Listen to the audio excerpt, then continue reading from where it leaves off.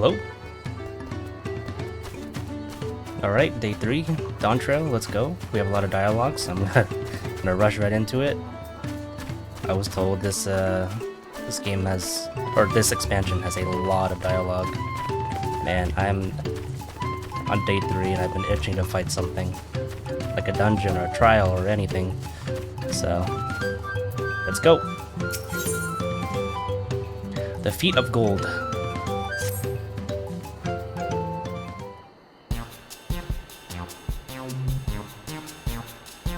As Woklamat helped demonstrate, the valley alpacas are wary of people. Getting close enough to catch one will not be an easy task.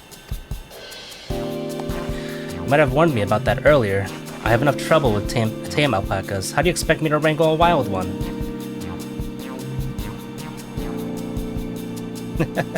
That's right. Yesterday she got spat on by an alpaca. With the proper saddle, we infused the leather with the relaxing scent that soothed the spitting beast.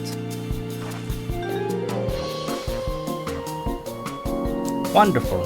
Give me one of those then. Have you perhaps forgotten we are a clan of merchants? If you want a taming saddle, then you'll need to find a saddler and make them an offer. They don't come cheap, of course. Crafting a saddle will cost you the equivalent of 10 in the thousands column. Alright, Pel is the currency that the Pelu use. You mean 10,000 Pel? I don't have that kind of coin. You and me both, man. Converting to gil, that comes to around 1 million or so. Mayhap if we all pitch in. 1 million? No, this is my feat to accomplish. I wouldn't feel right about having others pay the cost. I'll find the money, somehow.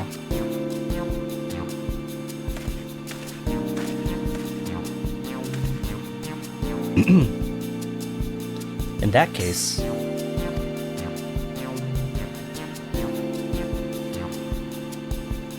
What would you give me? Her. That basket of wool is worth the sum you paid me earlier. 1 Pel, in the hundreds column. Beginning with the wool, you can trade for ever more valuable goods until you have something suitable to bargain with for the saddle. That's a nice gesture. But you think I can turn 100 Pel into 1 million? That's 10,000 times more. We need 10,000 Pel, not 1 million. So we're looking at 100 times more. Oh, right. I panicked and got it confused with Alfino's million gil.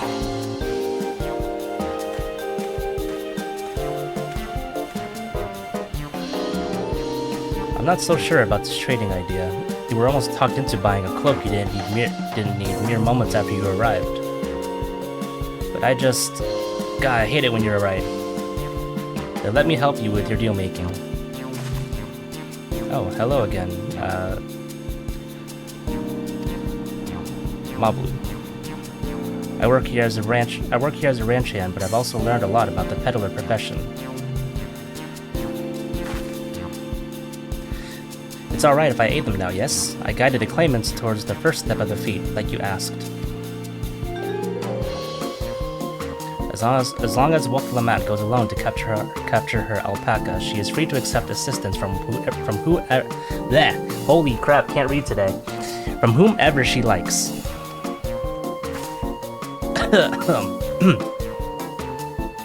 Hooray! Let's see about getting you that saddle then, third promise. I don't know why you made your offer, but I could use an ally with a beak for bargains. Welcome aboard, Mabu. Should the rest of us stay behind, perhaps? It may be easier to haggle over prices without so many voices chiming in. Yes, stay here and pitch in with the ranch work. With Mabu gone, I'll need extra hands to tend to the alpacas. Gladly. Although, Tomoya, I think you should go with Woklamat. You've seen markets and bazaars the world over and surely have sage advice to share. In that case, you should also hold on to the alpaca wool. If it's misplaced or soiled in some way, you'll have nothing to bargain with.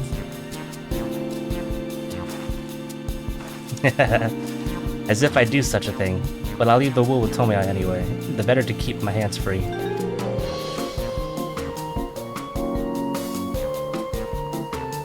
That's right, I'll keep it safe.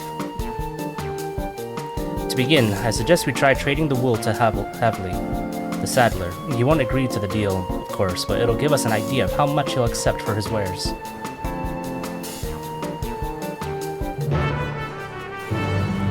Time, no more once upon a time.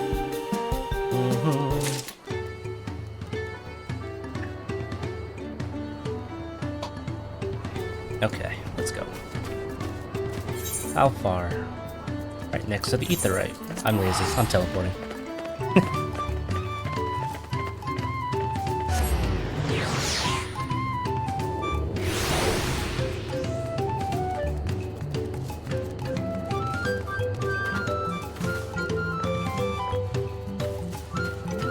Happy.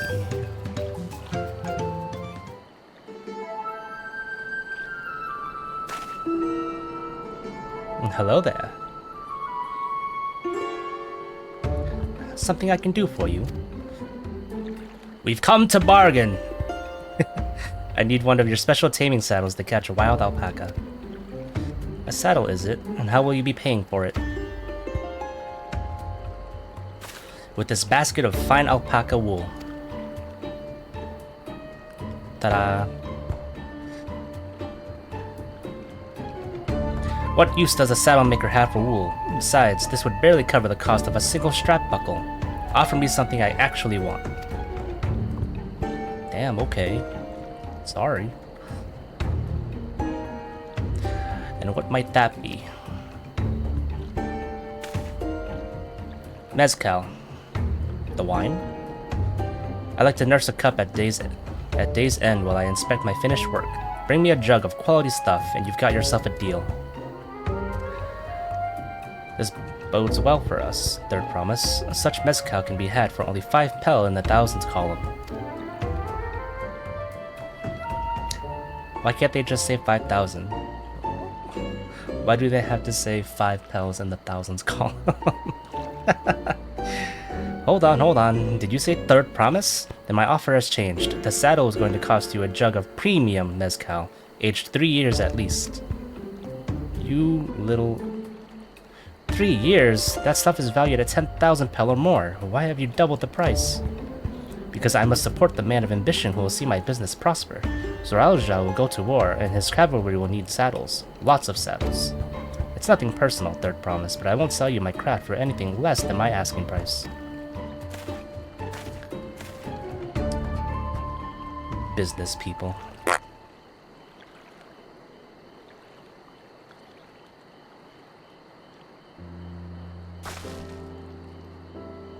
Can't say that I blame him. I'm known for championing peace, and peace is unlikely to bring him more customers.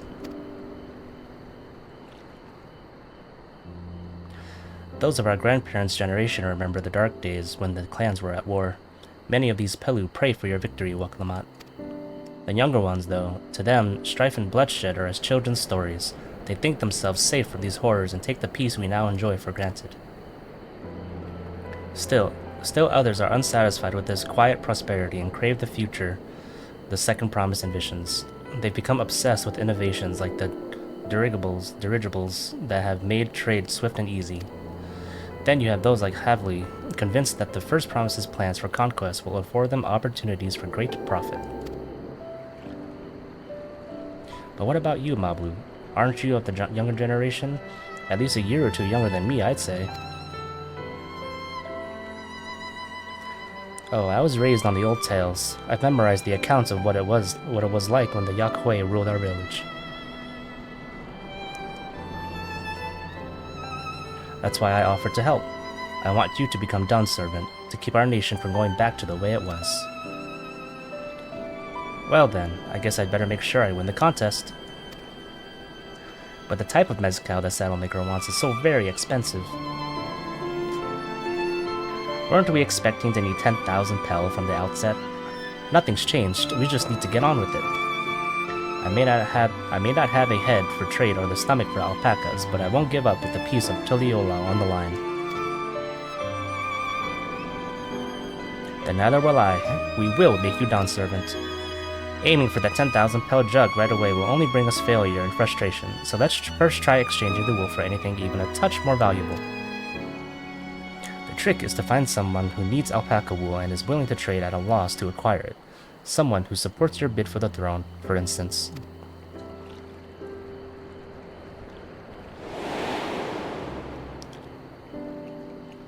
Oh hey! That guy.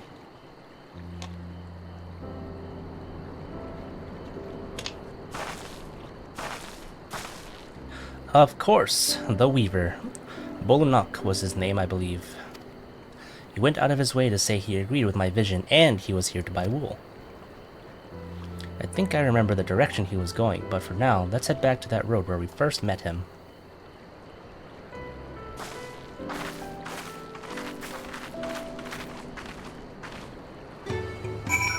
Surely he couldn't have gone too far.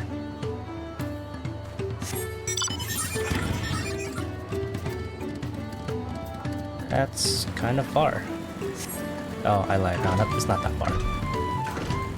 It's right outside the gate.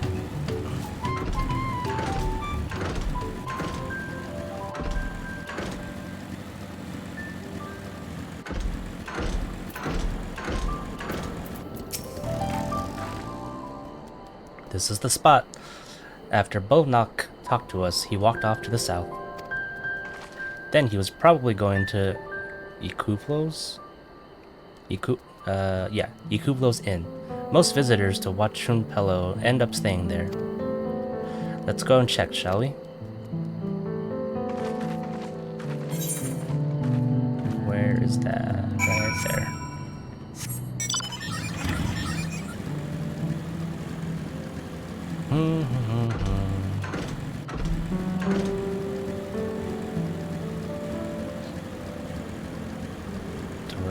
Reptile. Ew, it's a giant rat. Sloth? No, what is that? Oh shoot!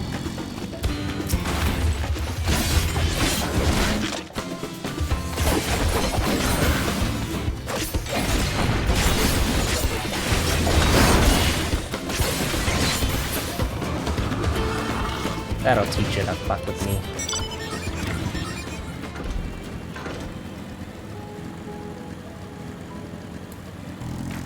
That was quick. Found him already.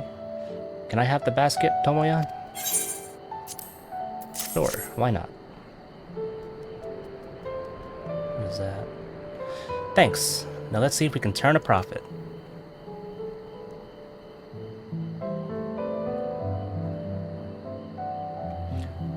Bolunok, I'm glad we found you. Are you interested in making a trade? Lord Promise, you wish to do business with me?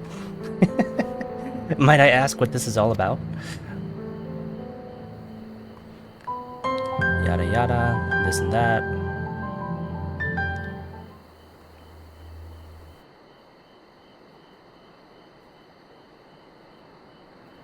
I see. So the goal is to turn that basket of wool into a jug of 3-year-old premium mezcal. That allow me to invest in your efforts.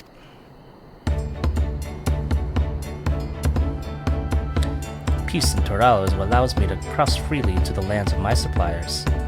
Naturally, I would prefer that one pledge to preserve that peace when the throne.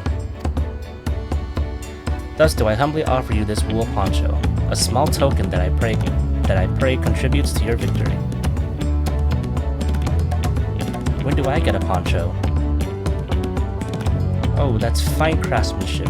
A garment like that would easily fetch 5 pel, in the hundreds column. Just say 500, please.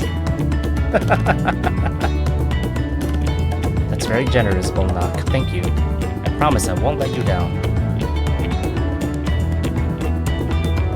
I have every faith in you, Third Promise. May fortune bless your future dealings. You are too kind, sir. I can't believe you quintupled your investment with your first deal.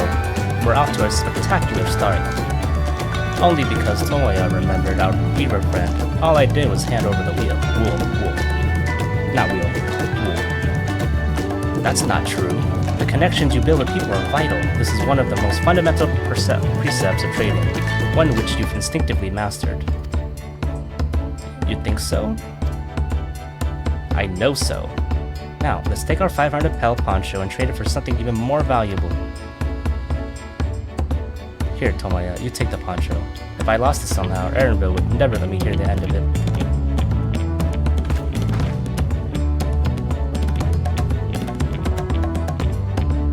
All set? Our next deal is waiting to be found.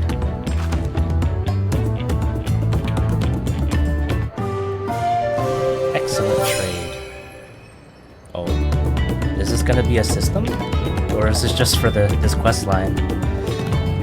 Success! You traded a 100 pel basket of alpaca wool for a 500 pel wool poncho.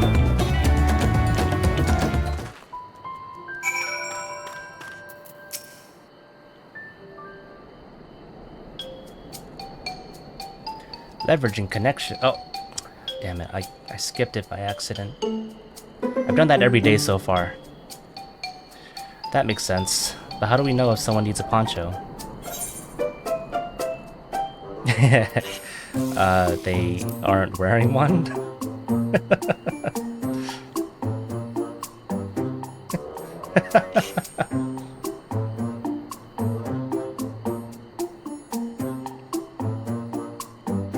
That's the obvious answer, isn't it? We look for a person without a poncho and hope they're eager to buy ours. Yes, there you go. We find the demand for our supply. So, where should we begin our search for prospective buyers? There are any number of places, but we could do worse than starting right here at the inn. There might be interested travelers.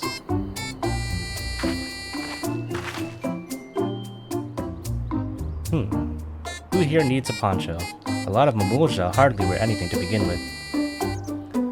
Those are probably Landsguard or sellswords. Mamulja, who soldier for a living, prefer not to wear much above the waist. It hampers their movements. Ah, that makes sense. I mean, look at their legs. So even if they have bared shoulders, Mamulja carrying arms can be struck off the list.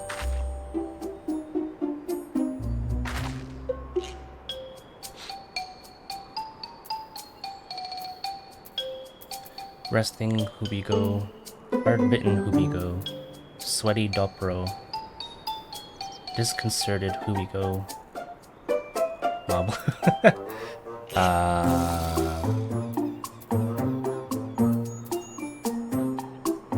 Just for fun. Tell me, who among these gathered travelers do you think might be amenable to a proposal? So professional fighters like those of the Landsguard would have little interest, though the same could be said of any Terali who prioritizes ease of movement in their work. This guy? This one's already fully dressed. I mean... Yeah? My bad. I'm blind. This one's already fully dressed. An artisan or peddler, perhaps. Come to rest after visiting Wanchinpelo, like Bonak, would be my guess. Disconcerted, sweaty, hard-bitten. Perhaps this fellow. Let's see, no coat or cloak, but also no weapon? Oh, we might have a winner. Oh there, friend. You're not a mercenary by trade, right? I was curious about your bold choice of dress, or lack thereof. Oh, it was no choice of mine, believe me. I was attacked by a beast on the way here and barely escaped with my scales intact. My coat was not so lucky. I'm actually a toolmaker from Tuliolo and was dressed quite smartly, all the better to show the Pelu I am a man who takes pride in his appearance and therefore his work as well. But now look at me. Well, sir, this is your lucky day. For I have a very nice looking poncho for you to buy. What a splendid poncho. This would be the perfect replacement for the coat I lost. We'd be willing to part with it if you'd like to make a trade. For one of your fine tools, perhaps? What about this hatchet? I've crafted it myself and will vouch for its quality. Using yourself as a voucher isn't very, convincing, though. The blade looks sharp, the haft well made. I'd value it at 1 pel in the thousands column. So we're gonna keep going up by 500. Oh ho ho, from 500 to 1,000, we have a deal. Wonderful, a fine garment such as this should put me on even footing with any Pelu merchant. Like the eponymous owner of Meeplu's mate garden, for one. Her field hands use hatchets to harvest the mate, and I thought to impress her with the tool I sold you. No matter, I have other wares to sell. Glad I am to have met you.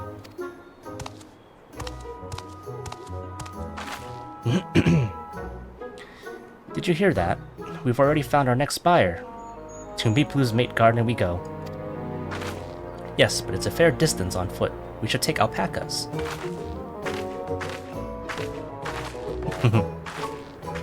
These ones will be the calm type, right? Right!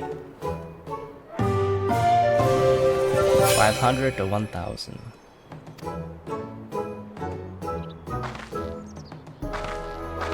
Is there a market board here? I want to see how much a poncho costs. There's no market board here. Oh well.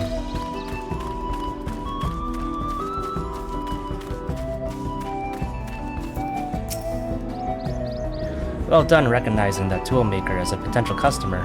If you wouldn't mind to change professions, you'd make an excellent merchant. Complete.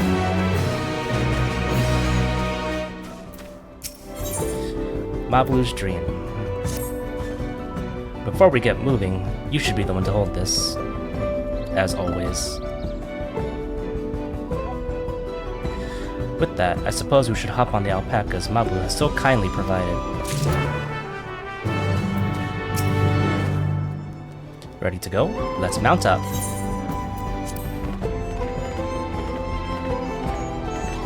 And it's off to the mate fields we go. Please don't spit. Please don't spit.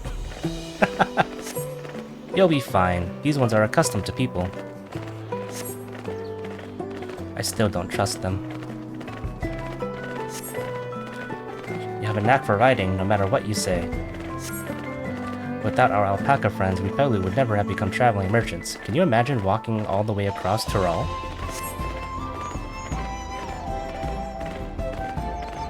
I've done worse. I swear that mountain is too tall to be real. Walker Zormer. A forbidding sight, isn't it? One I've never appreciated up close. You have to take the long way around the cliffs to get there, to the highlands belonging to the Yakwe.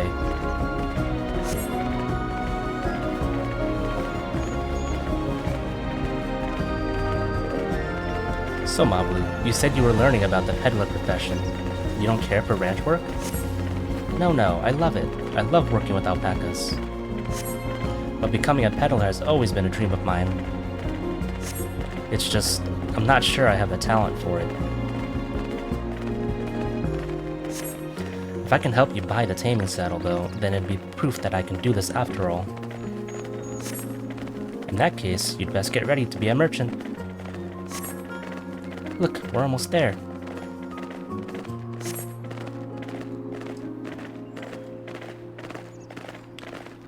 Noto Cactuar. Wait, let me go kill it.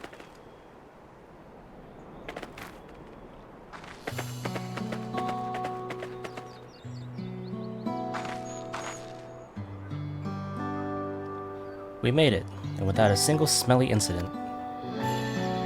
I sent the alpacas back to Ikluvlo's inn, so we'll walk along the main road when we return to the village. Speaking of roads to travel, you were adopted by the Dawn Servant, weren't you? Third promise? That I was. Then perhaps you understand. I was an orphan too, you see. Totally took me in. He took in all the ranch hands, actually. All of them? Oh, so they're all orphans. How old is Tobly? Yes, and everyone works hard at their chores, grateful for the opportunity to repay the head ledger's generosity. Yet here I am, the only one wanting to go off and be a merchant.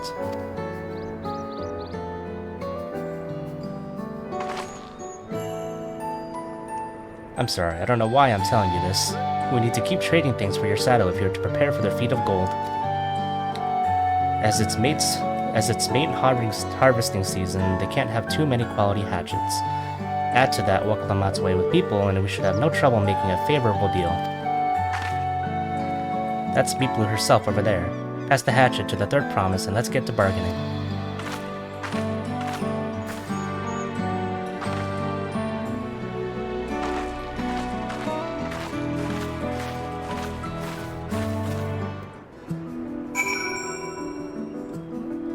I wonder what she's gonna trade me for. She? He? It? They? You have that little axe for me? Here you go. Thanks. Now to see what we can get for it.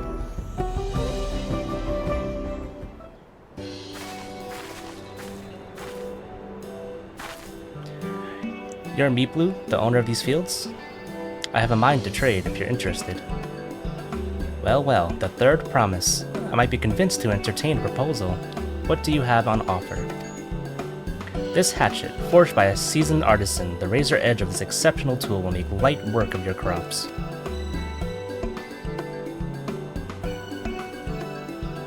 The quality is acceptable, I suppose. I offer you a large sack of mate leaves in exchange. A sack of mate leaves is valued at 1 pel in the thousands column, the same price as the hatchet. This deal would bring us no closer to the mezcal. If I may, Mistress Meeplu. Oh, it's a girl? It's harvesting season, isn't it? Is it not? Does not the demand for hatchets afford them a higher value? It is indeed the season, which is why I procured an ample batch of tools as well in advance. We've missed the window for demand. In that case, we'll have to fall back on connections. Think of it this way. A generous deal here will put you in the third promise's good graces. Surely that's worthy of consideration. I do not wish to give offense, but I must tell you that I stand with the second promise. His innovations will improve every aspect of our lives, I believe, including farming, and I will no longer have need of hatchets. I assure you that I have nothing but respect for Wakalamat. That is why I'm prepared to purchase a spare hatchet at a fair price. I suppose it is fair given your reasons, but we ourselves would be no better off for the transaction. The second promise is Zoralja, I believe, and he wants to expand land by conquering and like all that stuff for more resources. Okay, I see. How about this then? If we were to help bring in your harvest, would you give us a better deal? As a matter of fact, I would. Until Koana's reforms come back. Oh, it's Koana. Not Zoralja. Oops. I can always use more hands in the fields. Then you can go ahead and add our labor to the bargain. Oh, does Koana want to revolutionize this area or like this continent because Eorzea is so like advanced? And he was studying there. Okay. Adding value to tip the scales. How could I have forgotten one of the most basic rules of trading? You can rest here if you like, Mablu. Tomoya and I have a mate to gather.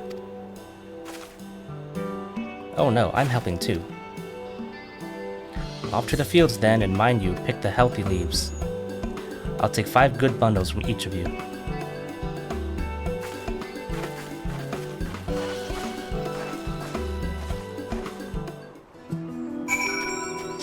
Alright.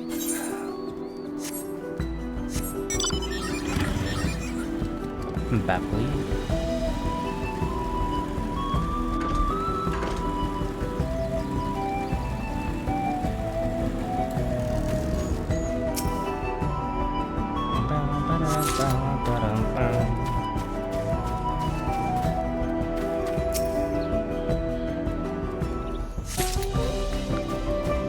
I still love the music.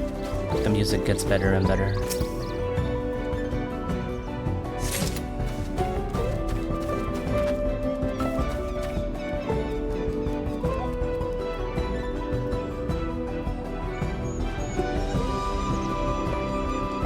This place reminds me of some areas in Shadowbringers.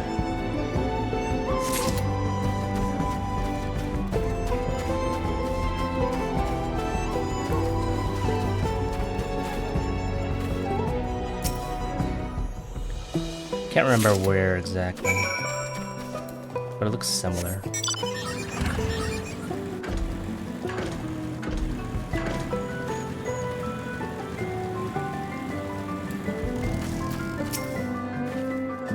You brought me some leaves then.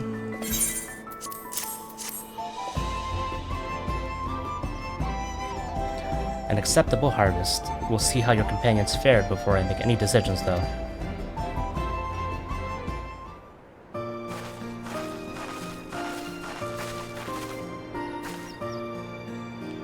Here, we've brought our share as well.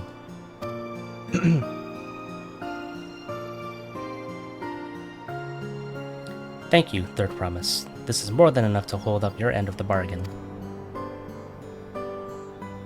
Now it's time to honor mine. After adding the value of your labor to the price of the hatchet, 1,500.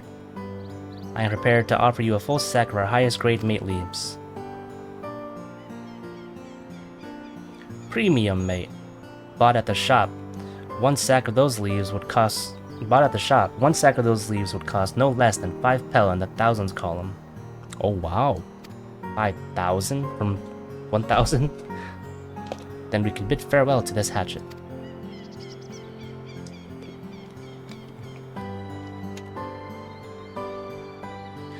I'll give it a good home. Talk with the contest aside, I'm glad we could come to a mutually agreeable trade. As am I. All the best with the rest of your harvest. Adios.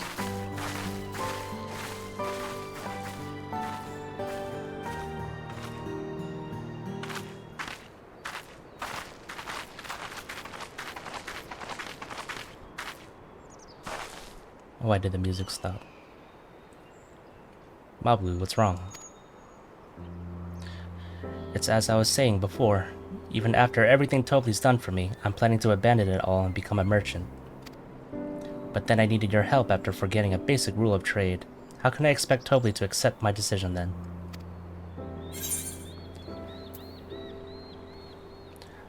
Have you mentioned your plans to leave?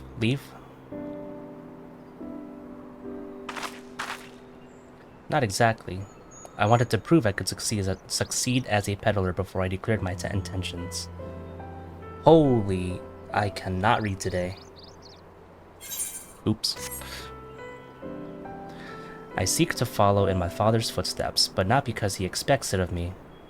I want to preserve Tural's peace, and becoming Dawn's servant happens to be the best way to do it. You should live a life of your own choosing. I wouldn't be surprised if Tobli held the same opinion. So talk to him. You're right. It's better to find out for sure than worry over what he might say. Thank you for the advice.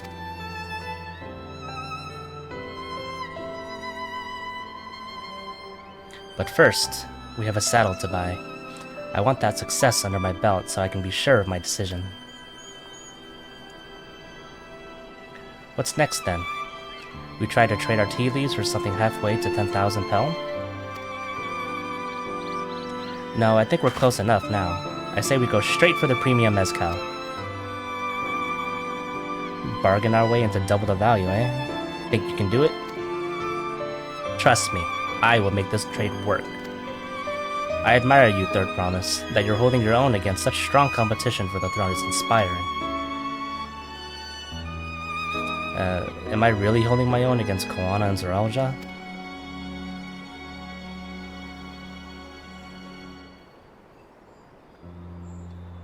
I mean, of course I am. I'm Waklamat of the Dawn's Promise, after all.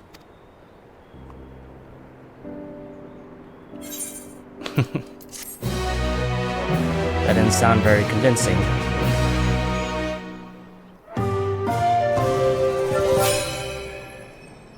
Stonks.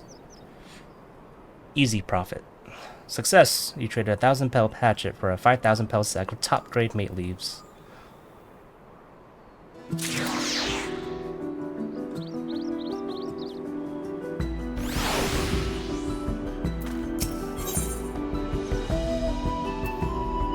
premium deal. Before we go, let me give you the mate leaves. I don't need to risk proving Erinville's point.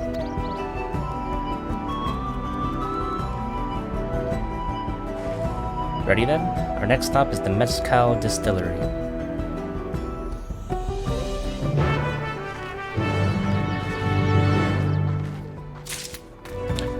I think I'll ride in this time.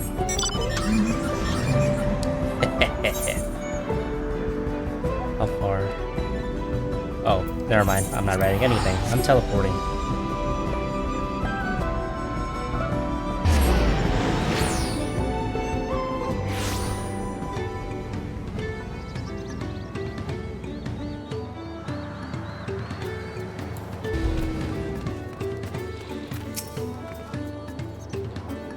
We'll want to speak with a man by the name of Gobley. Even among his fellow distillers, he's regarded as a master of the craft.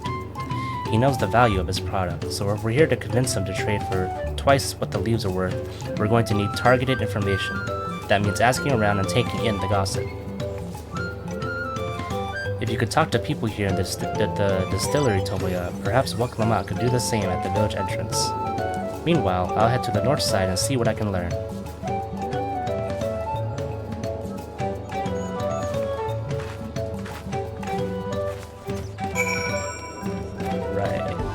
You first, Raplu. There's not much I can say about Gobley, but I can tell you what Gobley's been saying. The other day, he was muttering about monsters prowling around Agape Jaws. That's the field where they gather ingredients for the mezcal.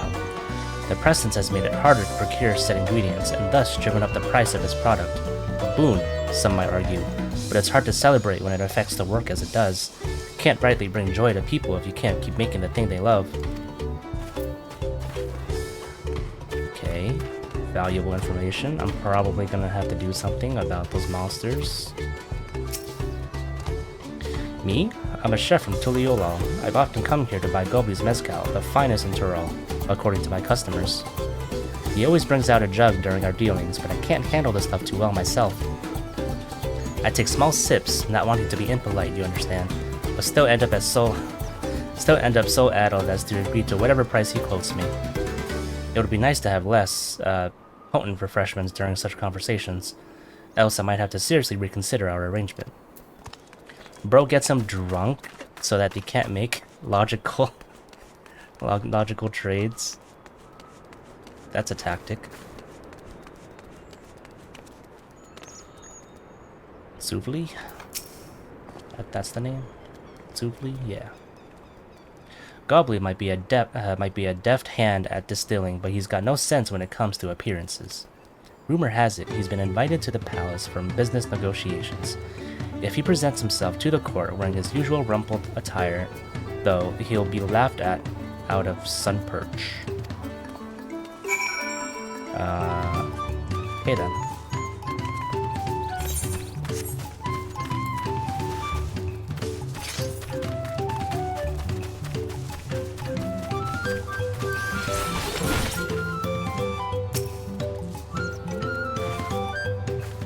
So, what did you find out? Oh, we can make use of all of those tidbits. The deal's as good as sealed. As for me, I found out where Gobley is working. There's a millstone at the top of the slope behind the distillery. You go on ahead and I'll bring Waklama.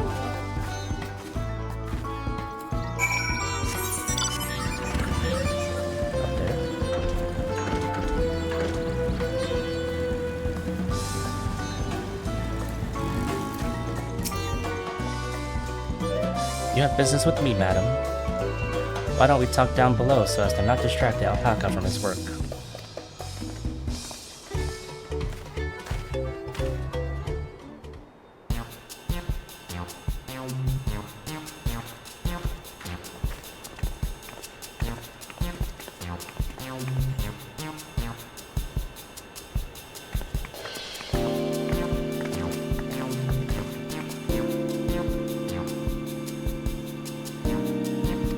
Oops, shoot. I keep doing that. We're in the market for a 3-year-old jug of premium mezcal. Assuming you have any on hand, that is. Ah, an excellent choice. I must warn you though, it doesn't come cheap. Oh yeah, we heard. We don't have Pel, but we can offer a sack of mate leaves in exchange. It's top grade stuff, like the mezcal. No deal. Mate leaves are well and good, but I don't have any use for them.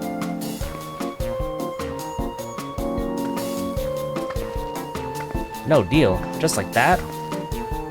Oh yeah, if he doesn't need them, then what more do we say? Still, I'd hate to send you away empty-handed. Why don't we sit and chat a while over a cup of mezcal? Uh-oh. Now the real bargaining begins. Which of our cards do you want to play first?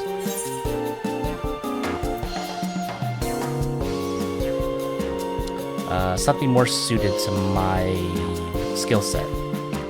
The monsters in the Agave Fields. Let's hold on to that one. We need to consider our timing. Okay, fine.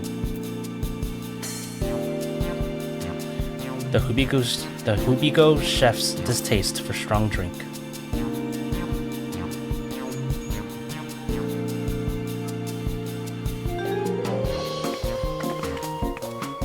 I appreciate your hospitality, but I'm afraid I can't hold my drink. I've heard one of your regular customers, a Hubigo chef, is the same.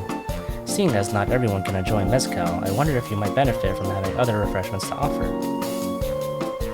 Something like mate tea, for instance, and brewed from the finest leaves, of course. Ooh. Ah, you're right. Absolutely right. I had noticed a growing reluctance on the part of my Hubigo friend, but did not realize I myself was to blame. I must endeavor to be a better host. Still, even with that added value in mind, no sack of leaves is worth the mezcal you're after.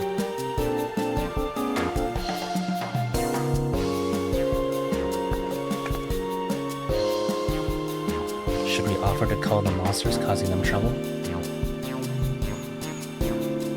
Not yet. We'll keep that card up our sleeve until we need it.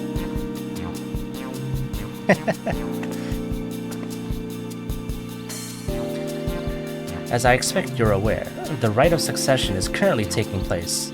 That's why the third promise has graced us with her presence.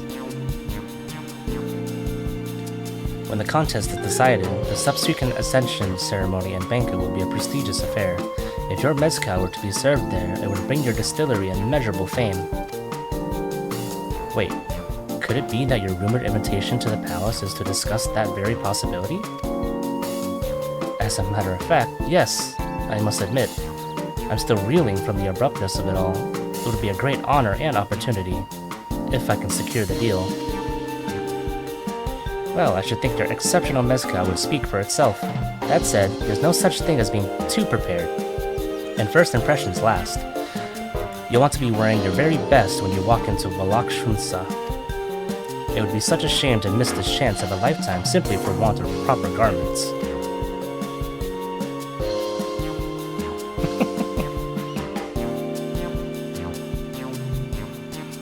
That it would. Are you saying you have garments to offer? Something ideal for court? We have no garments on hand, I'm afraid, but we can provide you with the next best thing, an introduction to a weaver.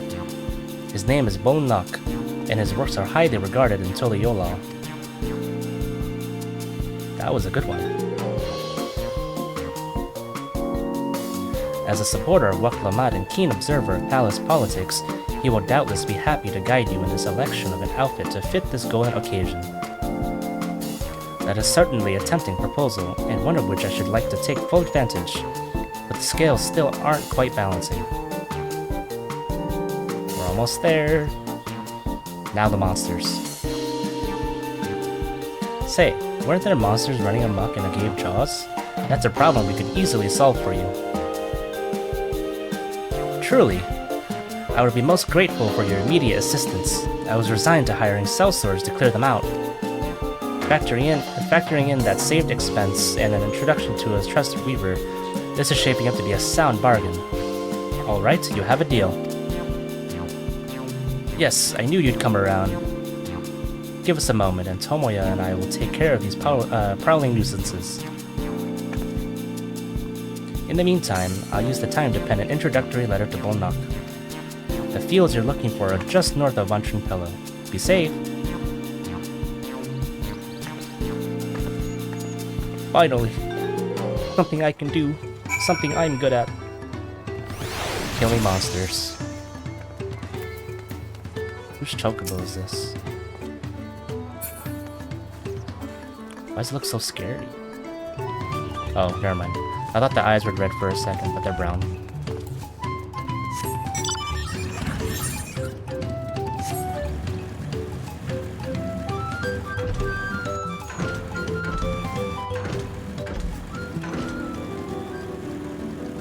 Chaba Yukek. Chaba Yukek. Oh, oops.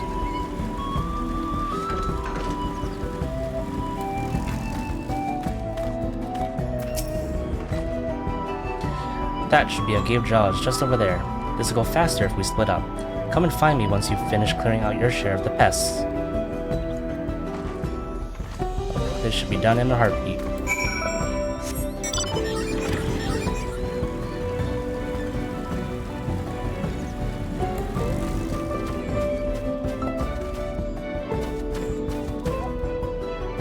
My cabbages!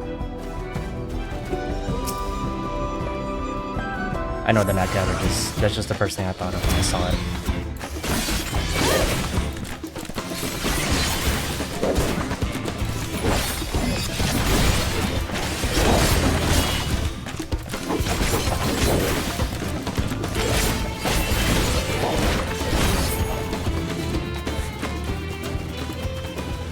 Next.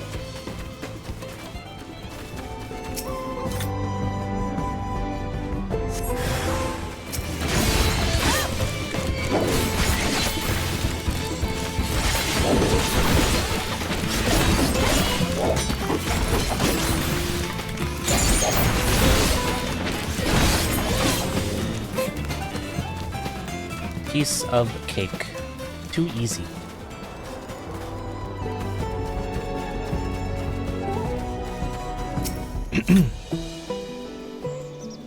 Well, time to use my favorite ability. It looks so freaking cool.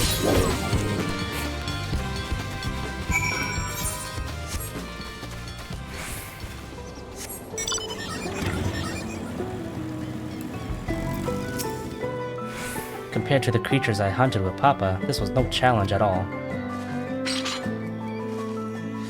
Come on, let's head back to the distillery. All that's left is to give Mabu the sack of leaves so she can seal the deal.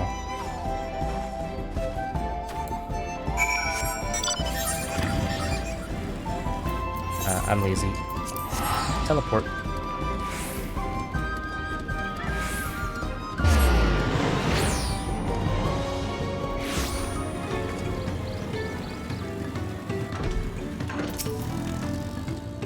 Those monsters were no trouble for you, it seems. Now, if I could just have that sack of leaves. Here you go. Thank you for looking after our precious trading goods.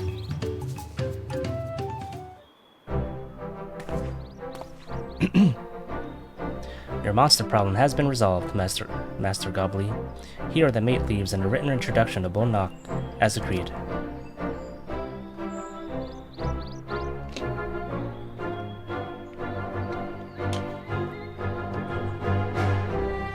And the deal is done. Here, your jug of premium mezcal, aged 3 years. Please accept it with my compliments.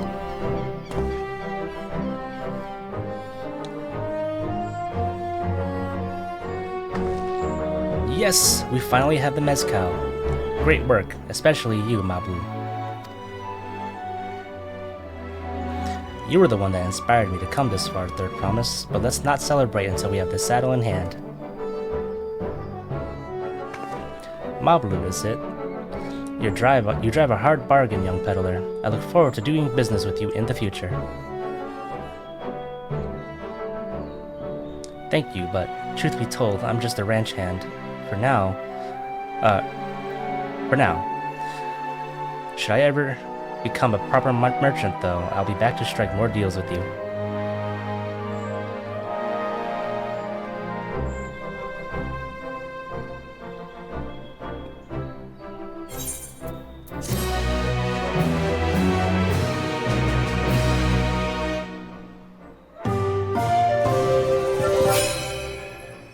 $10,000 pel.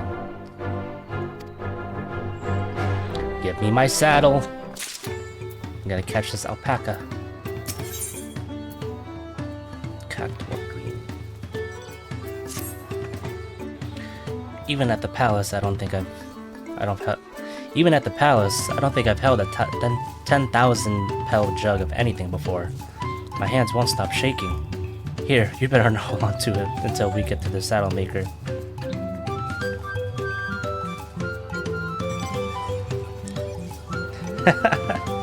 Can you imagine if we dropped it and had to start all over again? Yeah, that's not funny. That would suck. Luckily, Heavy's place is not far. We just need to head across the plaza.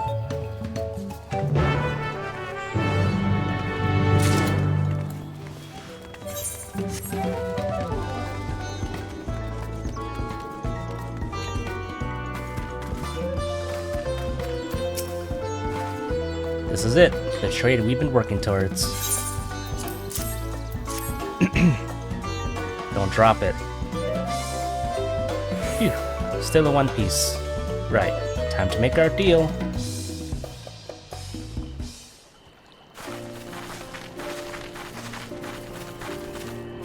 I'm here for the saddle.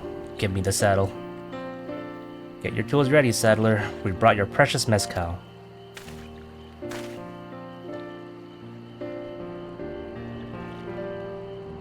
Why do you look so shocked? Wait, you actually got your hands on a jug? But you had nothing. A few measly clumps of wool. What we had was an inspiring trader with a gift for negotiation.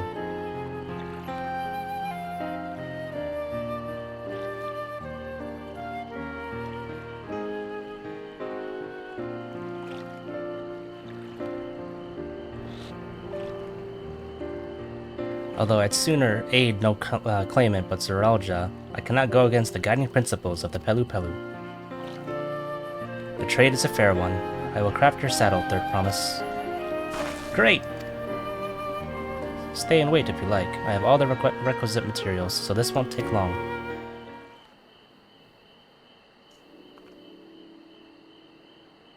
I thought of Tony the Tiger when she said great. The Frosted Flakes mascot. They're great!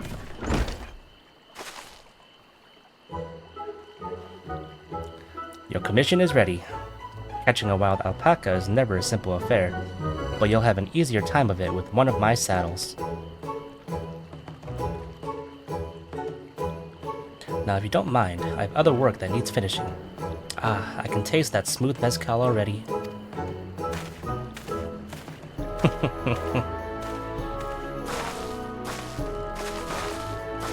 We did it! The saddle is ours! And to think we started out with only 100 pel basket of alpaca wool. Mablu, you are going to be an incredible merchant. Thank you. It makes me so glad to hear you say that, third promise.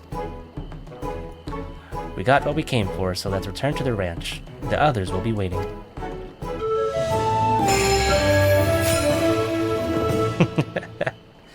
Success! You traded a 10,000 pel jug of premium mezcal for a taming saddle.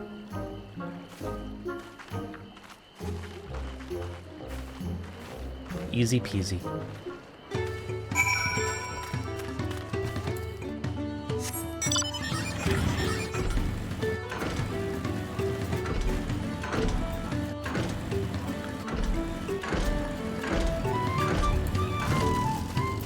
We're back. No sweat. You've acquired the saddle then? Yes, and thanks in no small part to Mablu. Before you rush off to catch an alpaca though, let me teach you how to saddle one. I'll bring out one of our wild-born friends so you can practice.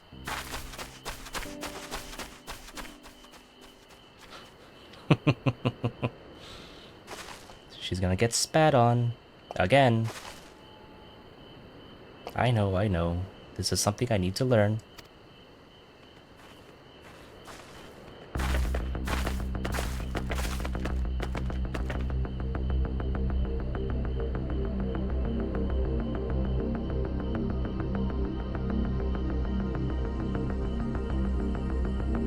What's up? Didn't even know you were here.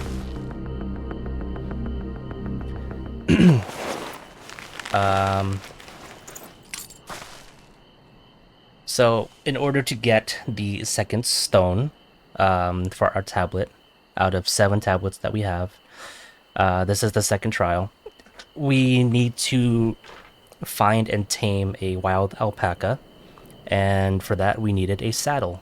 In order to get the saddle, we needed to trade a bunch of stuff with the merchants around here in order to get the saddle. So I just finished trading everything and I got the saddle, and now we're practicing on how to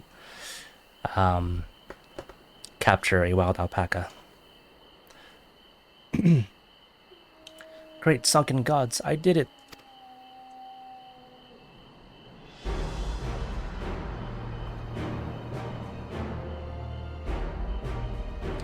He hardly seemed bothered, much less inclined to spit, as if he was completely accepting of Waklamat's touch. That is because of the singular scent with which the saddle has been coated. Alpacas find it very soothing. Oh, so that's why we needed a saddle from that specific maker, craftsman, whatever you call them. You know, I've never taken a good long look at one of you before, but you're actually kind of cute. You're only now noticing that?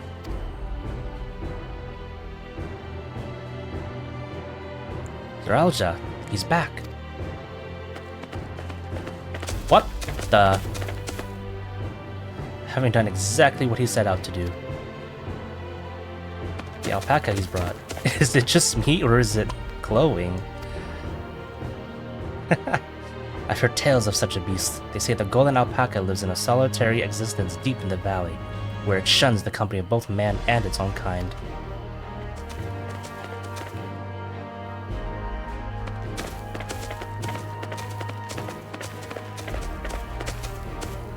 How did he manage to snare a prize like that? A beast knows its betters. Faced with overwhelming strength, it will yield rather than risk death. An apt illustration of how greatly the power of the first promise exceeds yours, Waklamat. Strength alone won't win him our father's throne. I'll be the one to find the Golden City, and then Terrell can remain at peace. An everlasting desire for peace can only be forged in the fires of war. Damn, that's a statement. That was a good statement, too. To unite as one, the people must be taught. They must suffer the horror and the hopelessness firsthand. Exhaustion from prolonged conflict, the wages of war's merciless nature, these are what moved the clans to join in the founding of Tuliolal all those years ago. Consider the younger generation of this village. Since birth have they basked in unbroken harmony, and behold, they regard war not as a tragedy, but opportunity. Thus does the resilient son seek to provide education. He offers much-needed lessons in the realities of conquest and a renewed appreciation for peacetime.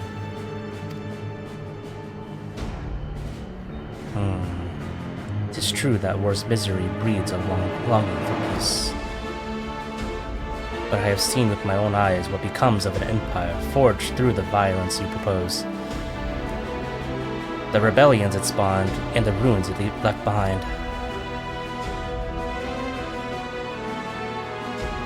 The Gallian Empire was a congregation of simpletons. Oh!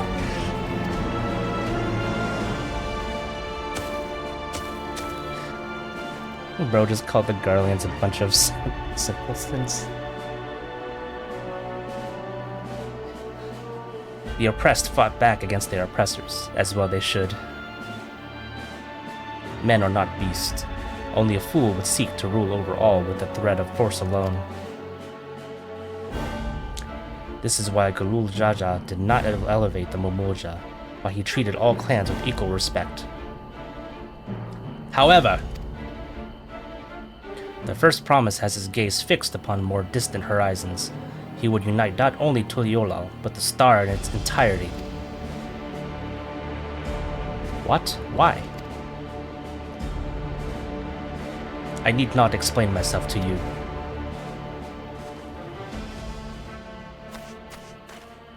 Now, 'tis no place for politics. Oh, well done indeed. The first promise has completed the feat of gold with an appropriately golden flourish. May I present to you your much-deserved keystone.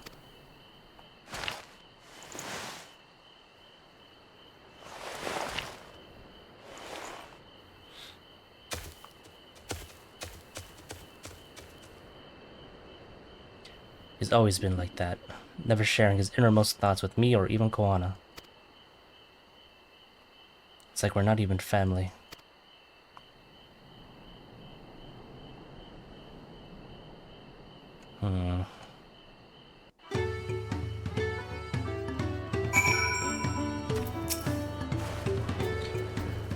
I'll ponder Zeralja and his mysteries later. Right now, I need to think about finishing the feat of gold. I have my saddle. I practice how to use it. So lead on to where the wild alpacas roam. The valley of Urankanka is northwest of here. Come on, everyone.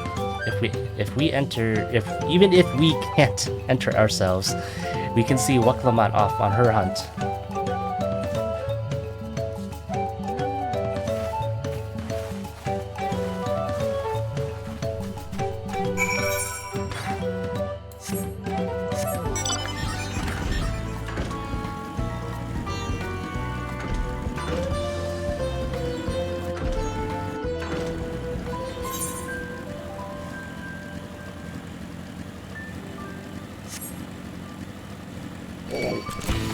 Oops.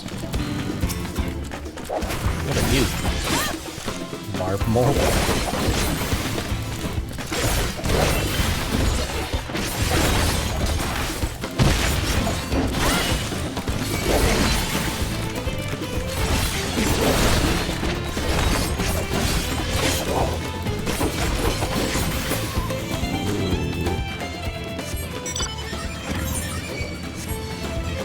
Why? Why won't you leave me alone? I did nothing to bother you.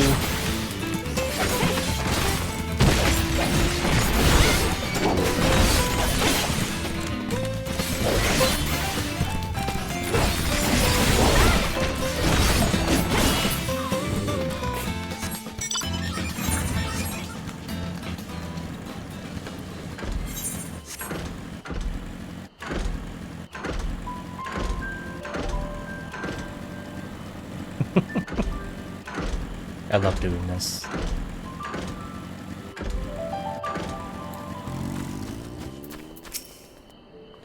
I can do this. I know I can.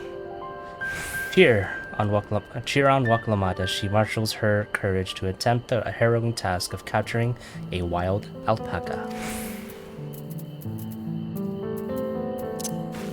You can do it, Waklamat. Wrong emote. Oops.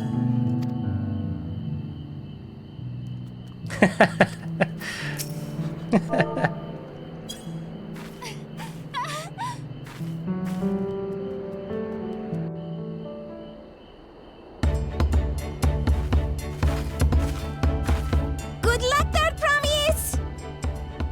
Thanks. I'll need it. Truth be told, still not sure about alpacas. I'd rather not go near one if I can help it. But if I'm to rule this nation, then I'll need to learn how to live with them. Tural is their home too. Right. I'm off.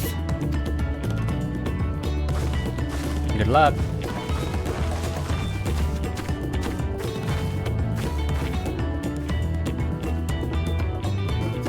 So, shall we head back to the ranch, or...? 10,000 gil, she gets spat on again. I'm staying here. As will I. Wooklamart is alone in this. The least we can do is stand watch and await her return. No, so she's just afraid of alpacas spitting on her. Alpacas, when they're not friendly, they'll spit on you, and apparently their spit is one of the grossest things you could ever, like, smell.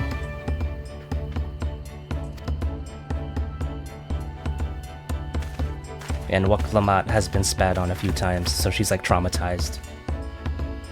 It may be a while yet. Help me pitch the tent.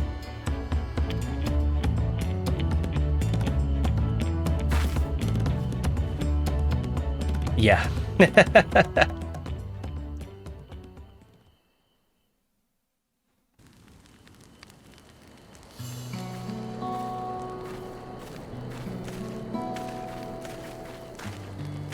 Trust a gleaner to come prepared for anything. What's a gleaner? Someone whose job it is to travel the world and procure uncommon things for their employers. Erenville specializes in finding animals, I believe. But aren't you a Shaitana from Shaktural? Why did you cross the salt?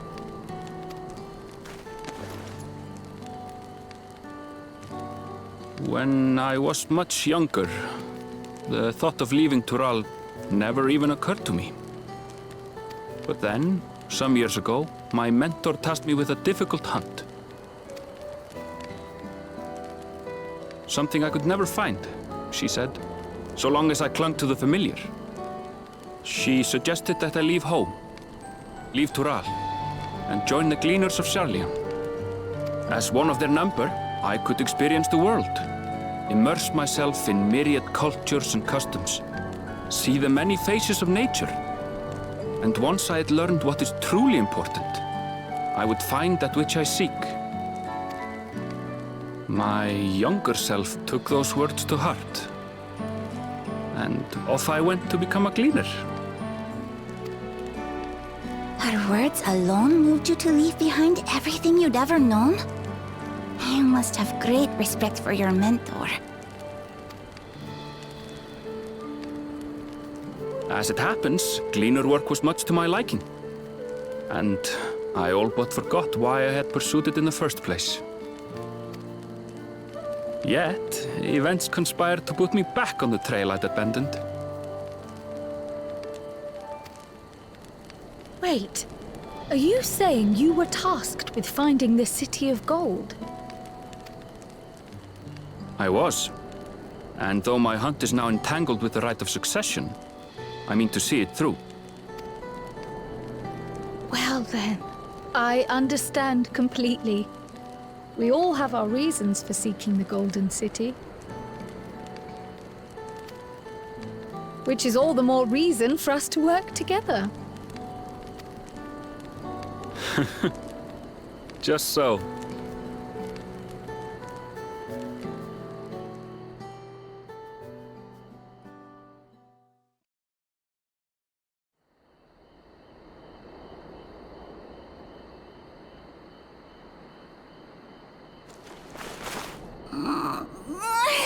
She should have been back by now. What if something's happened to her? We need to tell Tobli and arrange a search party. Wait. Do you hear that?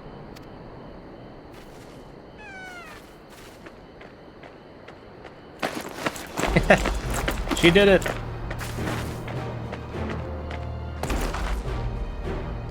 Nice, nice. They did it.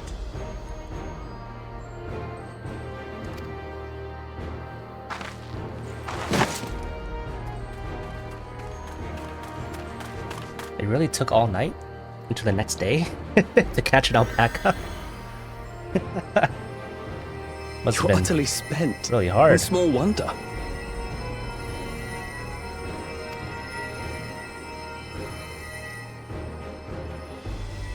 Well done, third promise. The ranch isn't going anywhere. Take a rest in the tent. I think I will. Thank you all for believing in me.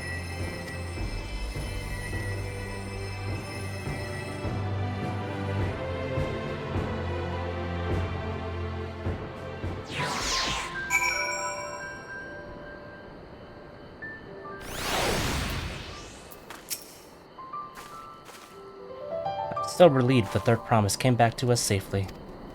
And the alpaca she tamed is a healthy-looking beast. Surely this will be enough to satisfy the feet of gold.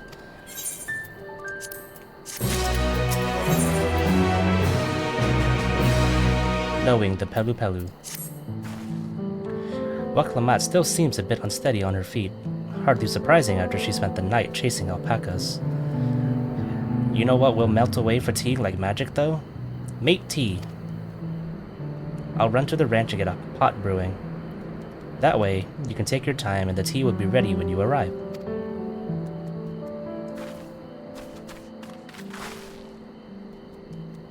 As Mablu so wisely suggested, we shall set a slower pace for our exhausted third promise.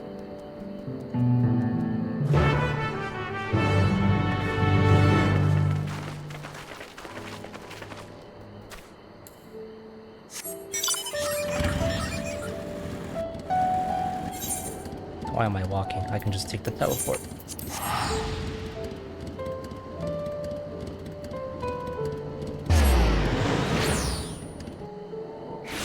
I haven't seen any other ether currents around. Maybe I haven't been looking hard enough. I'll get them on the way back someday. Holy fat chocobo. Not fat chocobo, fat boogle.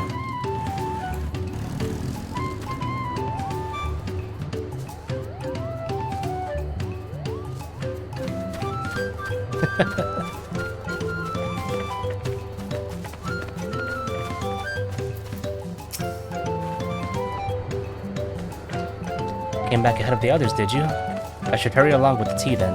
Waklamat can't be that far behind.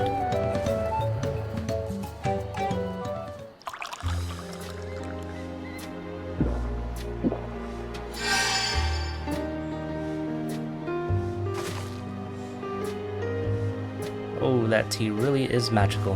I feel better already. I see you've become more comfortable around our fuzzy friends. Watching this one taught me a lot about alpacas. What grasses and fruits they eat, and what sounds they react to, their adorable little quirks. I guess I've grown kind of fond of them.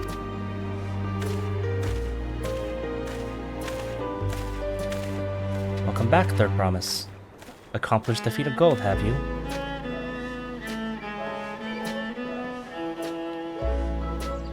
Yes, there's no mistaking a valley alpaca.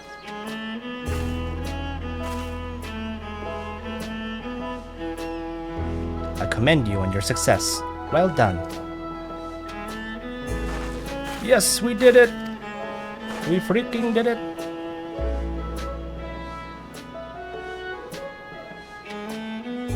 Although I couldn't find a shiny one like Zoralja did. I'd be surprised if you had. Golden alpacas are born but once every few decades. They are elusive, solitary creatures that are rarely seen, much less captured, thanks to their innate physical and magical gifts. Only a single other person is known to have caught one before, that being Golu Jaja himself. Papa was chasing alpacas too? So my grandfather's stories say.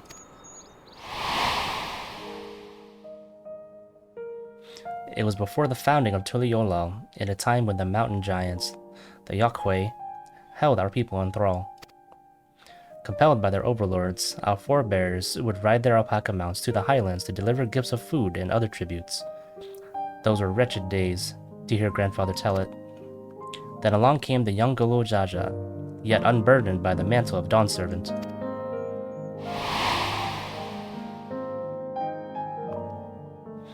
Our people were amazed by this imposing two-headed figure, equal to the Yakuoi in stature, and puzzled by his entourage of mismatched companions.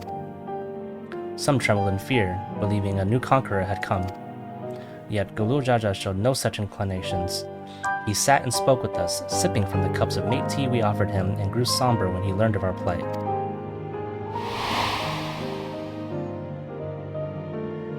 None could have anticipated what their visitor decided to do next. Gulujaja ascended the cliffs to face the giants and freed the Pelu Pelu from the Yakuoi's subjugation. He then turned an appraising eye upon our riders and proposed we take to the road to peddle our beverages. The suggestion seemed obvious for one who traveled as he did, intent on fostering amity between the clans.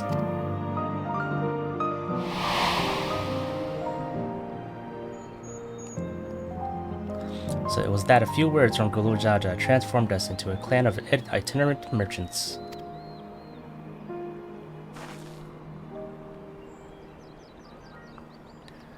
I've never heard the bond Papa forged with the Pelu Pelu spoken of in that way before.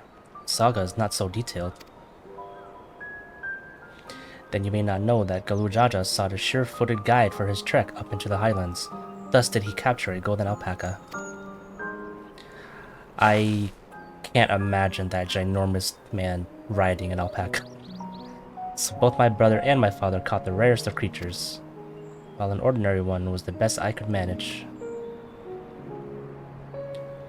The feat required no more than that, Third promised, and you brought back a perfectly wonderful beast. Mablu's right. You're a perfectly wonderful beast. If anyone's ordinary, it's me. Damn, Waklamat is starting to sound like a certain person I know.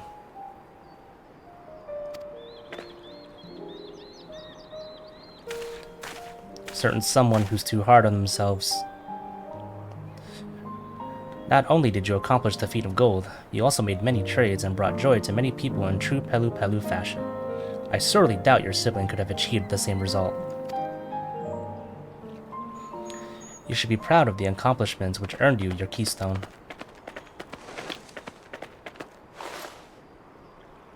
Aw, yeah.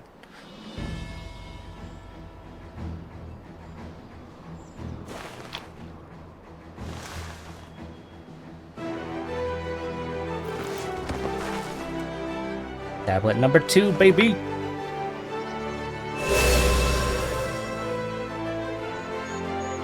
Five more to go. Oof. You're well on your way, Third promise. We'd have been lost without you, Mablu. Thanks to you, I learned so much about the Pelu people and your customs. It might seem obvious, but I've come to realize the importance of properly knowing something. It was because I didn't understand alpacas that I was uncomfortable around them. I'm thankful to you as well, Waklamat. You've given me the courage to say what I wasn't sure I could ever say. Oh, you gonna tell him? Totally, I want to be a merchant. Totally, I want to leave the ranch and become a merchant. I was so close. So close to guessing that line. I appreciate everything you've done for me, and I've loved every moment caring for the alpacas. But this is something I need to do. I need to walk my own path and make my own trades.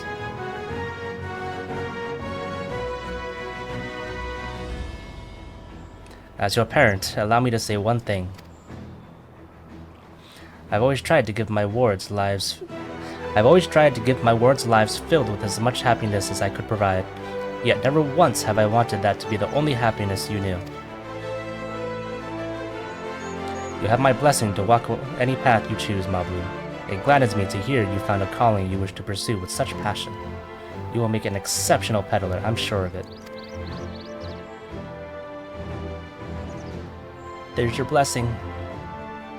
Thank you, Tobli. Now go and enjoy your life. What did I tell you, Mablu?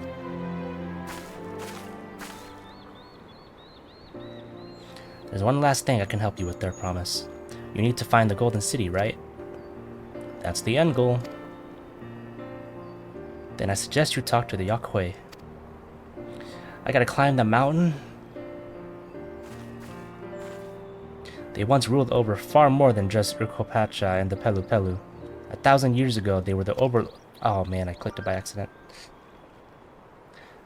During that era, the Pelu Pelu were commanded to search for a city of gold. They scoured every corner of the continent, but never found any trace of that fabled place. But if they didn't find anything, what could the Yakuei have to tell us? They may not have found it, but the fact that they thought to look for it at all makes me curious. Perhaps there's value in delving into how the legend originated. I just noticed Crow has a health potion and a mana potion hanging off her saddle, or not saddle, her bag. Satchel is what I meant to say. We lose nothing from asking the questions. Besides, if we're determined to follow the path of the saga, then we're gonna have to go up there. We'll be visiting the giants eventually. All the way up there.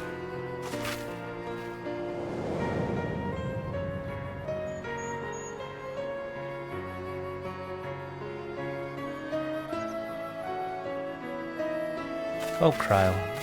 Oh, Cryle. I have a question I've been meaning to ask, and since we finished with the feat, where did you acquire that earring? My earring? Do you recognize it? Yes, pieces just like it first became fashionable in Dawntrail around 20 years ago. Since then, it's become common to wear one as a charm for safe travel. 20 years ago, right about the time my grandfather made his journey. Yet the Dawn servant implied the earring was connected to the Golden City in some way. Surely there was more to its significance than simple fashion. If you want to know how it first came to be crafted, I could try to find out. Seeing as it's a regular seller for many merchants, I'm curious to learn about it myself. I would appreciate that very much, thank you. Jumping feet first into the peddler business, eh, Mablu?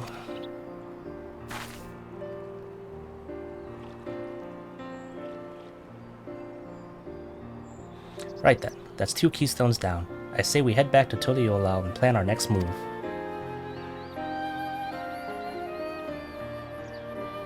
Farewell for now, and thanks for all your help. I will become Dawn Servant, so make sure you set aside your best mezcal for the occasion.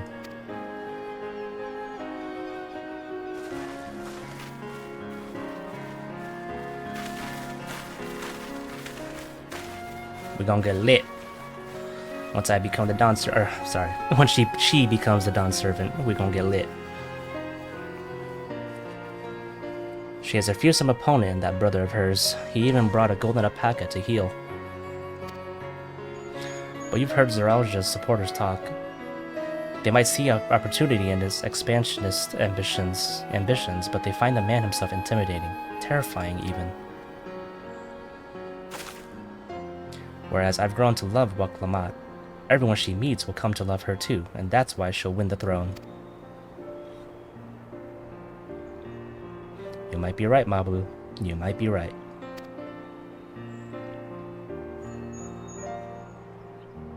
That was a fun little quest line.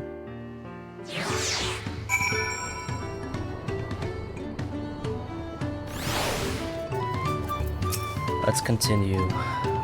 It feels good to have the feet of gold safely under our belt. Even if my victory pales beside Zeralja and his shining golden ALPACA. Come on. It doesn't matter. The goal was to catch an ALPACA. It doesn't matter what kind of ALPACA. I know I shouldn't let it bother me, and gods know you've all been so supportive, but I want to be strong, or wise, like my brothers. To be a promise that people respect.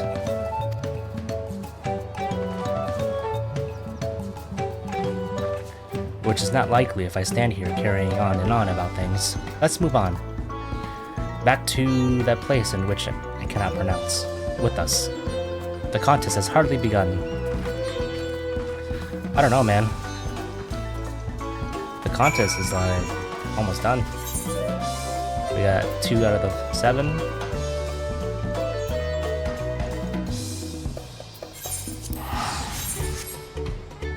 Okay, I lied. Maybe not almost done, but we are a decent ways in already.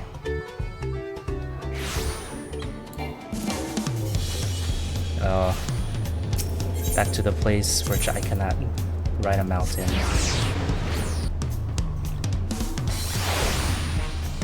Bum bum bum bum bum ba-dum. Waklamat. Look at us. The contest has barely begun and we've already have 2 keystones. Surely even my talented brothers aren't doing this well. We can only hope. Da da da da da da da da.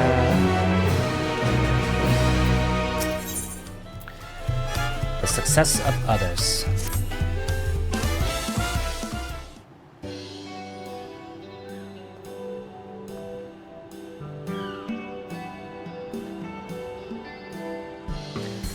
We've now won keystones from both the Feat of Reeds and the Feat of Gold. Surely that means our approach to the contest was the right one. So it would seem. By continuing to retrace Galu Jaja's journey as presented in the saga, we should find the remaining electors in turn. Now let's visit the giants next. Like Cryo said, the fact that they were searching for the Golden City might mean they know something useful. The home of the Yokhui is in the upper reaches of Urkopacha. Unless you're keen on scaling the cliffs, we'll have to take the long way around through Kozamauka. This route would take us close to the Moblin village, which is another important location in the saga. Since we'll need all the keystones eventually, it makes sense to pay them a visit while we're passing through. So we call on the Moblins first then. Let's head there right now. I'm afraid right now is going to be a problem.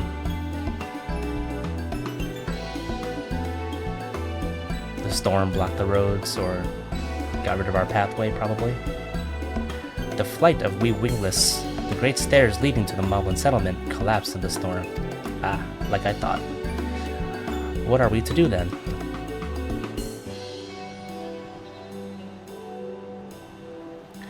There is an alternative, but it requires preparation. Until it's ready, you can rest at the cabins or see more of the city, whatever you prefer.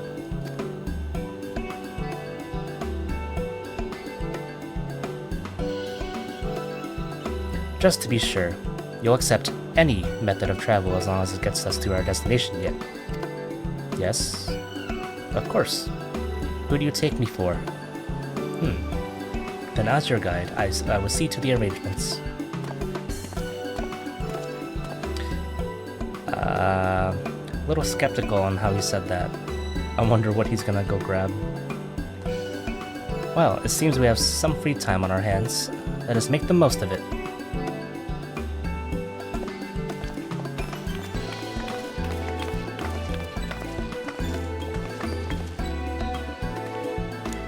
I need to get my axe repaired. I nicked the blade. I nicked the blade pretty badly when I took a swing at Bakul Jaja. That reminds me, I never got around to introducing you to Ropely, did I? He's the man in charge of Wachu Meki, and a good person to know. Want to come along? Sure. Let's go then.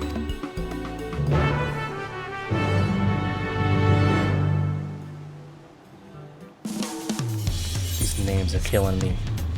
They're killing me, man. Ready? The markets of Wachu Meki are to the east on the other side of Bayside Bevy. Waklamat is not accompanying you. Keep at her side. You can walk from behind. Yada yada. Alright, let's go. Oh, I don't have it attuned yet. We zoom in.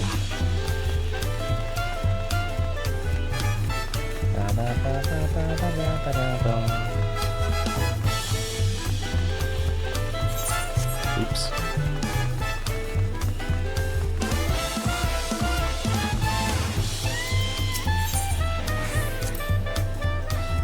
This is Auntie's Tacos, named for its owner here, the lovely Chisel. If you're after the best tacos in Toliola, this place sits at the top with whatever this place's name is. How do you pronounce that? Shabalia. I'm not even gonna try. I give up. You say that, Third Promise, but you only ever eat old Brook Evu's food. Come and buy mine for a change. Sorry, T-Soul. It's been a while, hasn't it? I swear I'll stop for a bite once the contest is over. Tacos? Oh. Damn, I'm kinda hungry. Yeah, I'll play for a little longer. I don't know why I don't eat before streaming.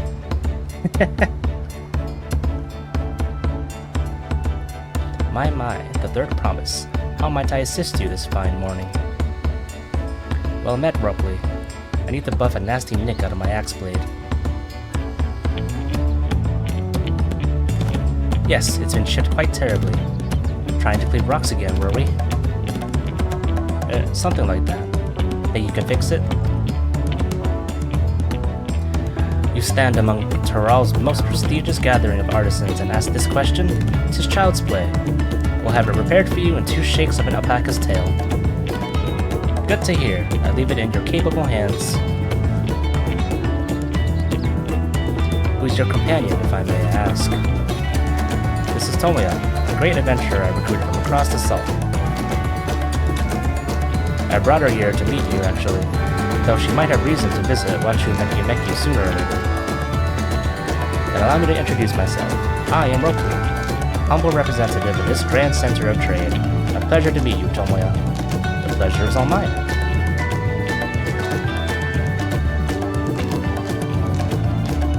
You there, stop dithering in the shadows and announce your business already.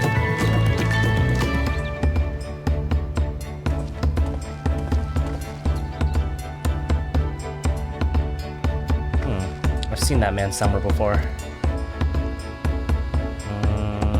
Nope, doesn't ring a bell. Huh?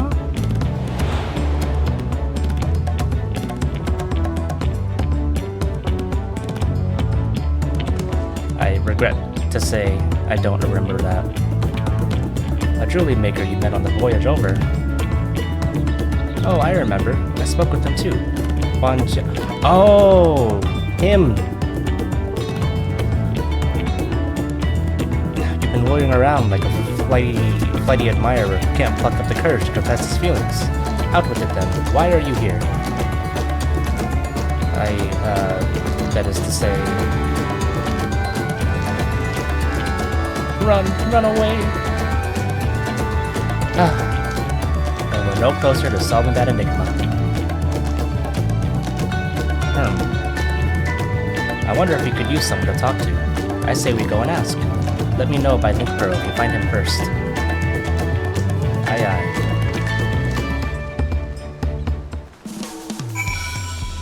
When the social anxiety hit, he's just like me, for real, for real. I need to attune. Where is it?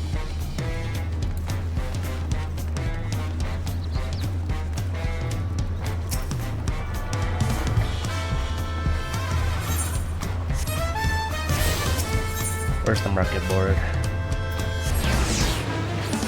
I want to see how much a poncho costs.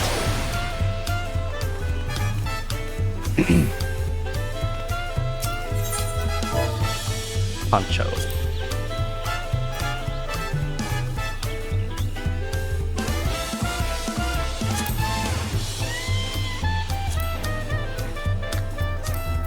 $200,000 gil. Oh my god, so expensive. Oh, this one's cheap. Oh, class specific though.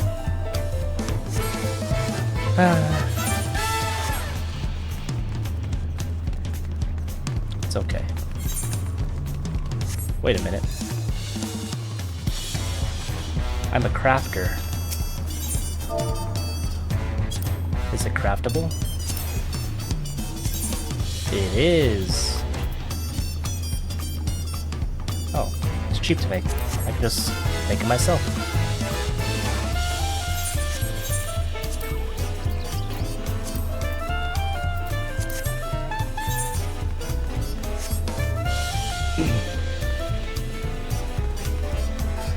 It's probably in here somewhere.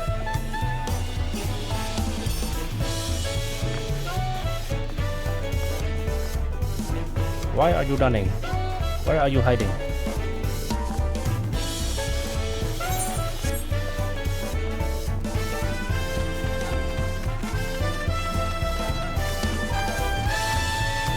There he is.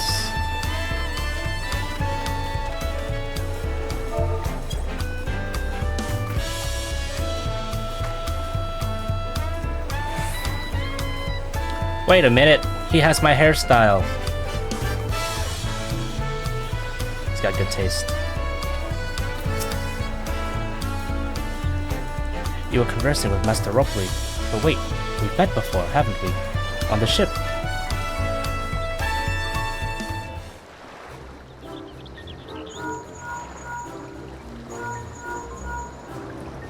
Ladies and gentlemen, we got him. You found him? Good, I'll be right there.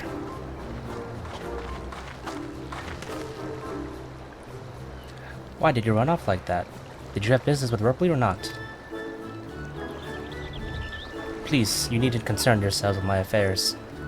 I'm undeserving of such attention. Huh? What are you going on about? I beg of you, do not ask me to explain, do not! Sorry, but the more you tell me not to, the more curious I become. Besides, you look like you need a friend. You are too kind. So be it. I suppose I can share with you a morsel of my misery. That facial expression changed. Before I came to Tuliyollal, I worked as a goldsmith at the most prestigious jewelry maker in all of Ul'dah, Esh Times Aesthetics. Oh, it started off well enough, but as the days passed, everything began to go wrong. Compared to the masterpieces of my talented colleagues, my products were lacking. Mediocre! I lost all confidence. Crippling doubt had possessed me, and any veneer of bravado I tried to put forth soon cracked beneath its weight. Thus did I take ship, hoping to find a fresh beginning on new shores. Yet as you witnessed, I lacked the courage to even approach a potential employer. You stand before a man wallowing in the wreckage of his ill-spent existence. Oh right, then? You offered a morsel, then served us the full course.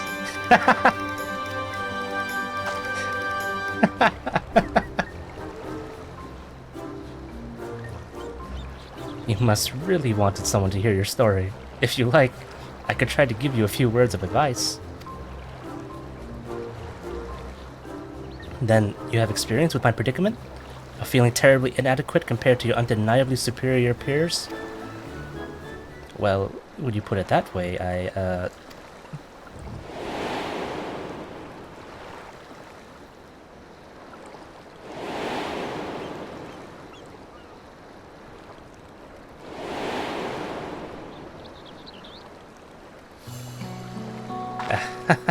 Not me. I'm Waklamat, third promise of Tuliyollal. Daughter of the Dawn Servant. Oh, of course, you're a member of the royal family. Please forgive my presumptuousness. But what of you? Have you ever measured your work against that of your colleagues and found yourself wanting?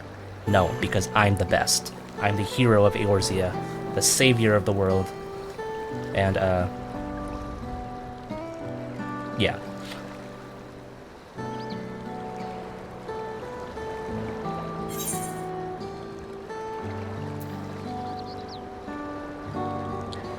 You can't measure your worth by the success of others.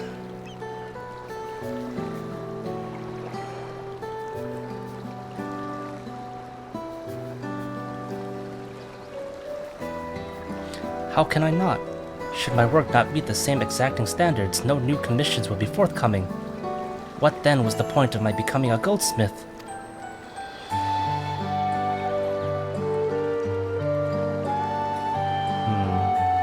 Looking back, it was my father who inspired me to take up the trade. His exquisite creations brought radiant smiles to the faces of his clients, and I admired him deeply for it. But in the course of striving to be as great a goldsmith as him, I lost sight of my original motivation. All I ever wanted was to spread joy through my craft as he did.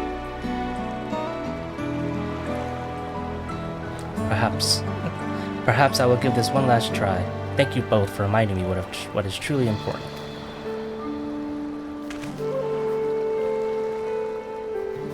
Adios.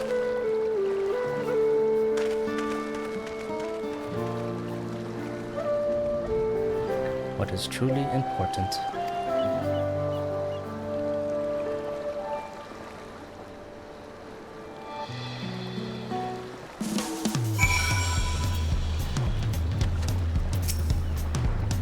dot dot dot. Oh, sorry, Tomoya. I didn't mean to ignore you. But yes, I'm glad to see Fan Yontane's is giving himself another chance. Mezcal marinated swamp monk. Looks tasty. I can't help but wonder if Fan Yontane will follow through. Let's see if he's actually gone to talk with Roughly. Roughly's, believe it or not.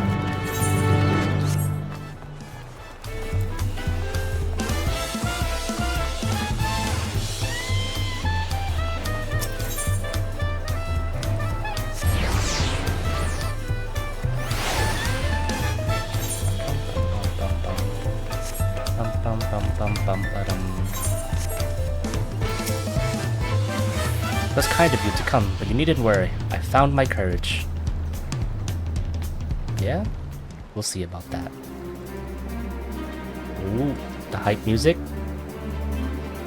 Hurry, accept my apologies for my earlier behavior. My name is Fan Yontane, and I am a goldsmith in Ul'dah, faraway Eorzea. I realize this is a bold request, but I should like to continue practicing my trade here in Awachu Meki Meki, if you will have me. I ask only for the opportunity to bring happiness to others with my creations.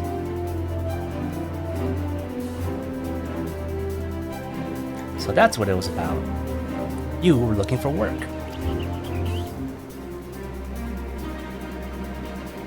Consider yourself hired. Awachu Meki Meki is always in need of skilled craftsmen and women. I'll handle the necessary paperwork.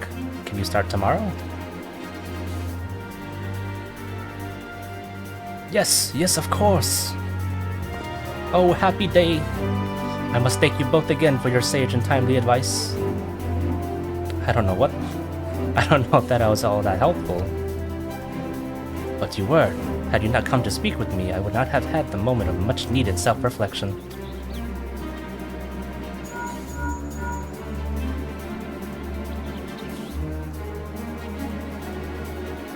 The arrangements have been made.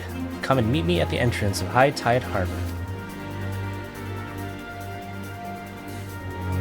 Roger that. Oh, I almost forgot. Do you have my axe ready, Ropely? Ready and waiting. Behold the sublime touch of a Awachu Meki Meki artisan.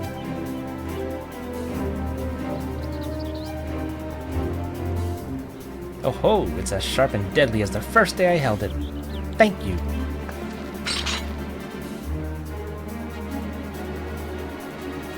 Well, good luck to you, Fan Yontane. Let me know if that doubt creeps back in. I'd be happy to talk to you about it. Talk you out of it. As for us, we should head for the harbor. Wouldn't want to keep Erenville waiting.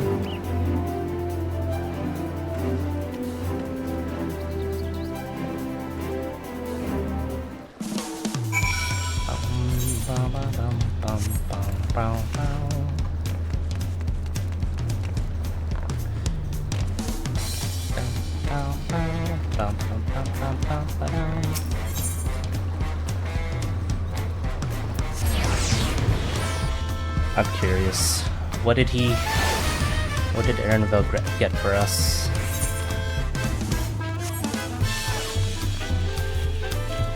Is it gonna be a flying creature so we can fly up the mountain instead of walking?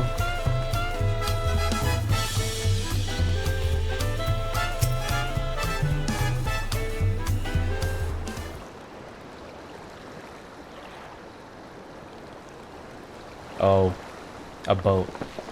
Maybe? Enough with this secrecy. What's this big plan of yours? Look there. That is my big plan.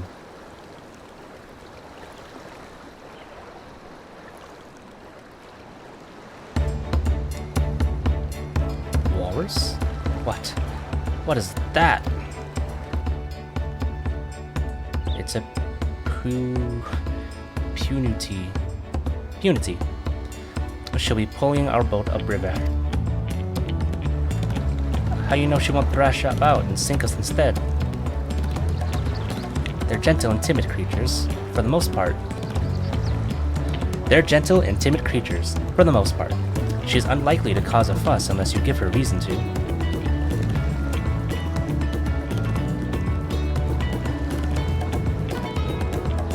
First, alpacas, now punities. We're relying a lot on animals for this journey.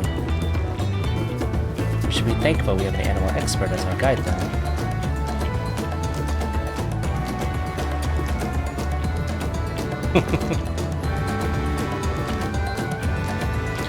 But did it have to be my old nemesis? Another boat? Well, I took it for someone who was up to the challenge. Was I wrong? Ugh. Long ago, when fighting still raged between the clans, the inhabitants of Kozamaoka rode these riverboats to move swiftly through hostile territory. But the vessels see little use with Toral now at peace, so I was able to borrow one of the few which remain. I did consider a dirigible, but the pilots warned me that the updrafts near the falls would make landing difficult.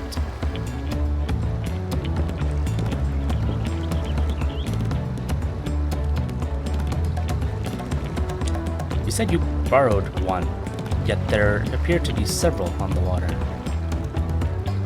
Oh, Koana.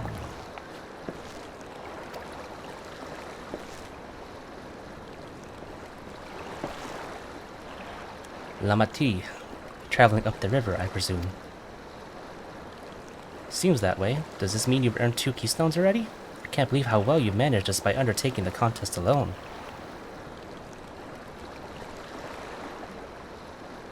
I was never alone. I've had my own entourage with me since the beginning. Huh? Oh!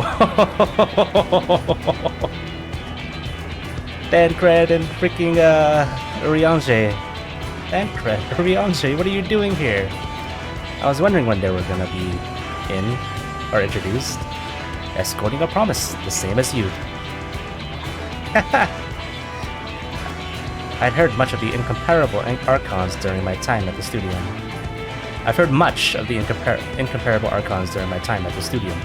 As soon as the contest was confirmed, I thought who'd better to recruit to my cause. I contacted the Scholarch, who arranged an introduction to these 2 gentlemen. The second promise had specific requirements. They who would be his assistants must boast both proven survival skills and mastery of the arcane arts. Thus did Dankred and I receive the summons. My own studies concentrated on technology which our people could readily use, such as inventions born of magitech or clever engineering. Where magic was concerned, I covered only the foundation. Knowing you 2, I expect you had other reasons for accepting the job. A few. The nation of Tuliola spans an entire continent. Depending on who wins the throne, the world may be plunged into instability once more. Ever have we striven to preserve peace. Where is our place, if not here and now?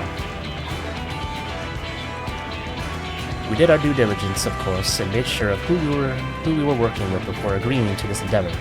He's even more opaque than Uriange at times, but is surprisingly...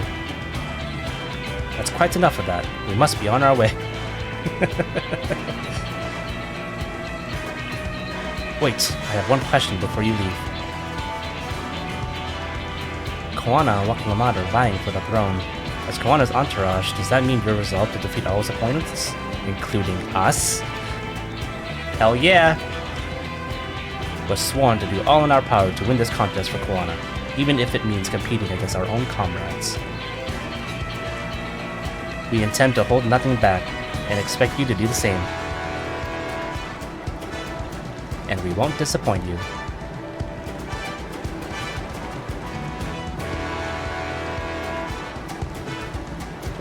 Gonna kick all your asses. I thought you were taking a boat. If even you have been forced to travel on water, then the others will be doing the same. I would rather walk than risk confrontation on a leaky barge with no possibility of retreat. Smart. It's true that I can't stand boats, but I trust the route Erenville has chosen for us. Oh, shucks. Leave the handling of the impunity to me. Should other wildlife attack us, however, I may have difficulty keeping her under control. Do Do your best to draw them away, as far from the front of the boat as possible.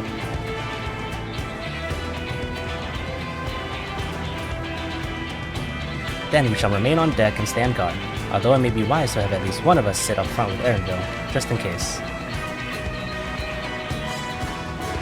I'd like to stay on the deck. I'm eager to put my pictomancy to the proof. And I'll take any chance to show that I can hold my own on the battlefield. Is this the first dungeon? And Cryo will stand on guard with Tomoya.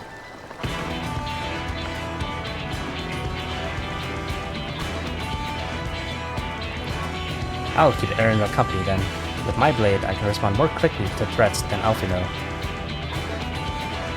Thank you. If a fight breaks out, I'll try to stay out of your way. And I shall endeavor to provide aid where it is needed. I can do that as well. That should cover most eventualities. Secure your gear and board the boat when you're ready.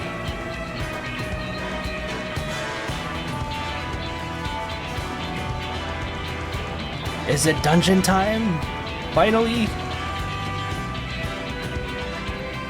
A cool Jaja. Freaking hate this guy.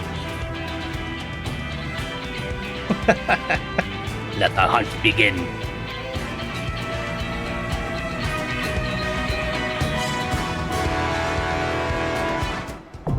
Yes! Dungeon! Yes! Finally! Alright. Time for some fighting. I cannot wait to hear the battle music for this expansion.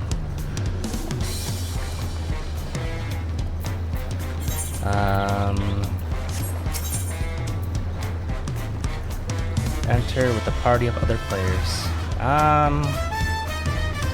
Do I want to go with NPCs or do I want other players?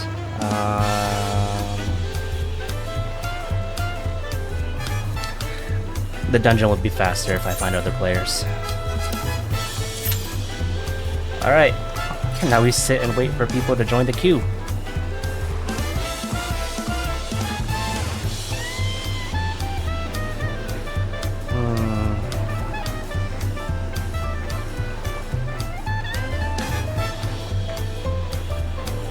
So the way dungeons work in this game, you have to queue up with people of every role. So there's a tank, there's a healer, and there's 2 DPS. I am a DPS, and now we need one more DPS, and we need a healer, we need a tank. Most people play DPS, so if you are playing a DPS and you're trying to join a queue for a dungeon, it's gonna take a little longer because you have to find, you know, a tank and healer who are very not rare, but like less common. So we might be here a while. If it takes too long, I'll just go in with the party of NPCs, and then I'll just bite the bullet on the dungeon taking a while. I am 5 months late to playing this game, so the hype for the expansion has probably died down a lot, which means I will have trouble finding a party. I'll give it, let's see, I'll give it maybe 5 to 10 minutes. It's fine, just solo it, no NPCs. Yeah, I'll die in 2 seconds.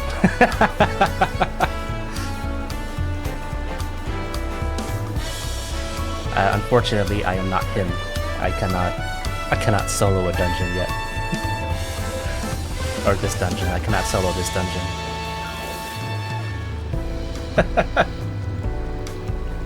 You are asking a lot.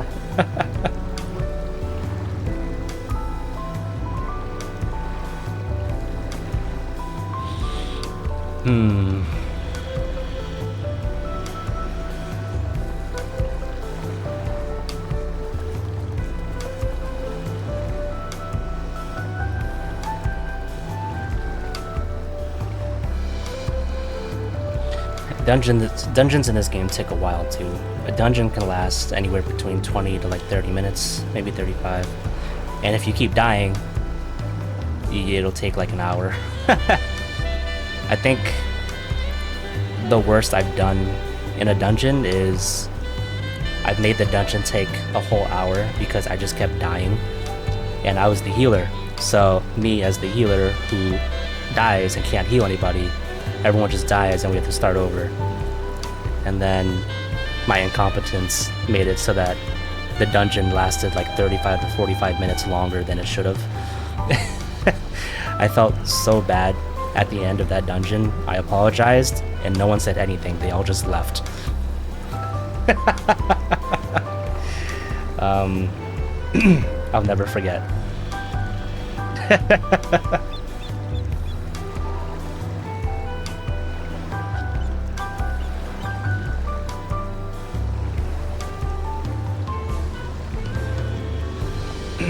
Alright. I'm going on to the 4-minute mark, and we haven't found any other party members yet. It's looking like an NPC run.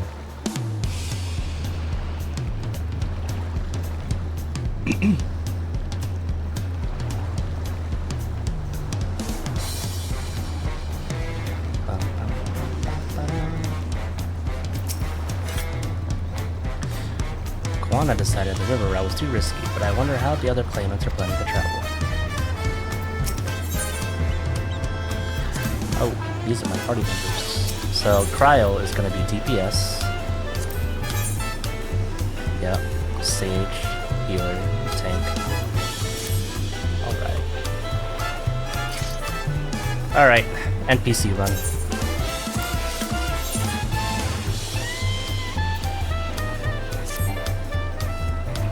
Oops. I have to withdraw from this first. Alright. Are you ready? Don't sleep on them.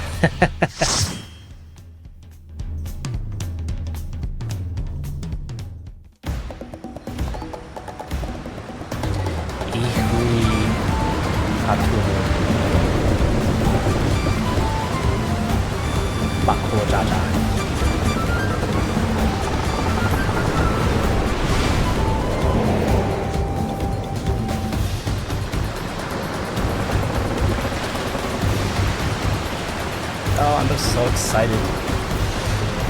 I feel like I haven't fought in forever. I feel like I've been reading a story this whole time. I need some food for stat buffs.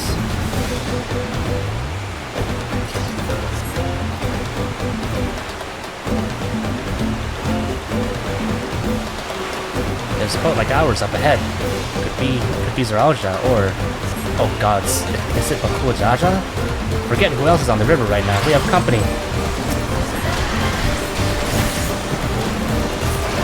Yeah, so dungeons is just gonna be a series of like monsters with like three or four mini bosses in between.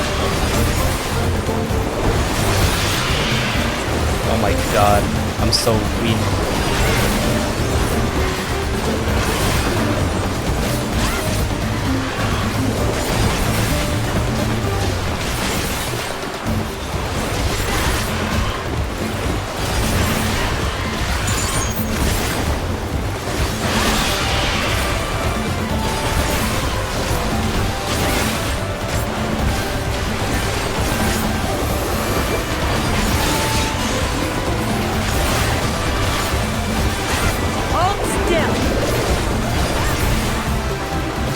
Oh, cool.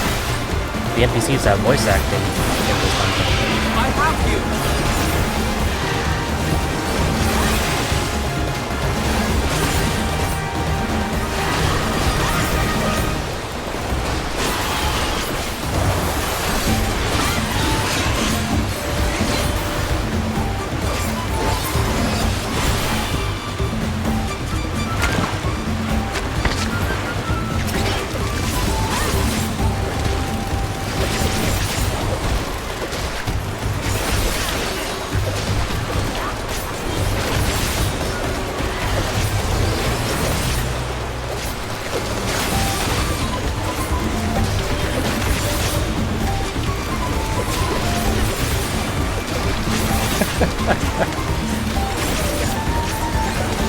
So if you were doing this with the actual party of real players, it would go by so much faster because the DPS is so much better. But it's okay.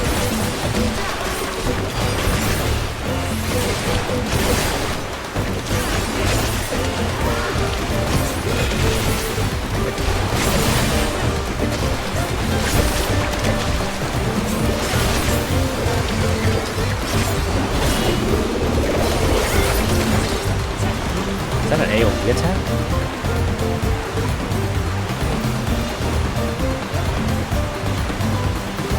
Oh, I think they are. Rain.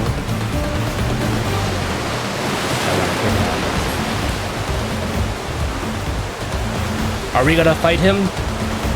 Yes, come closer. We have something for you. A gift, courtesy of the blessed siblings. Oh my.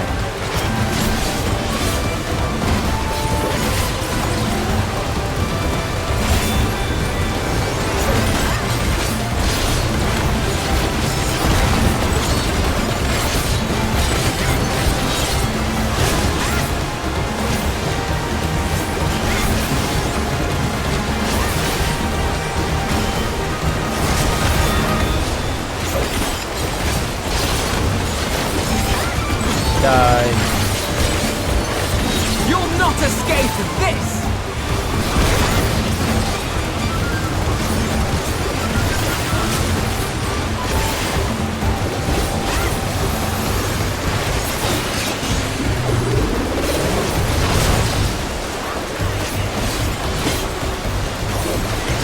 I can't get over how cool this class is.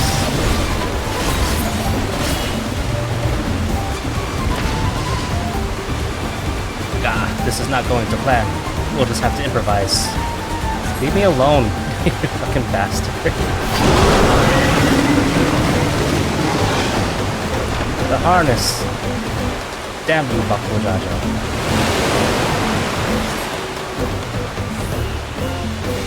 Crippling our boat was a cowardly move. For real. Erenville, we're losing speed. The harness is broken. I'm sorry, but we have to pull over to the bank. We won't be going anywhere until we can make repairs. See if there's a route over land. We'll try to catch up to you later. Okay. I see monsters. Oh shoot, that's the first boss. Alright. I wanna make sure I hear this battle music, this boss music.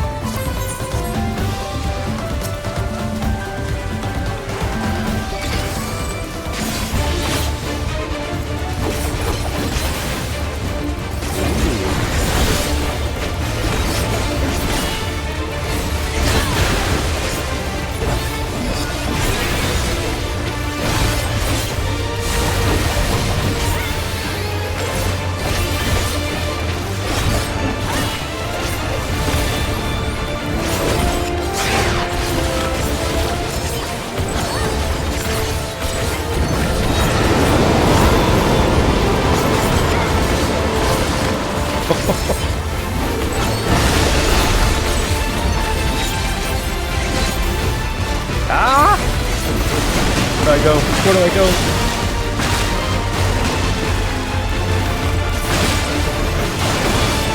Will I make it?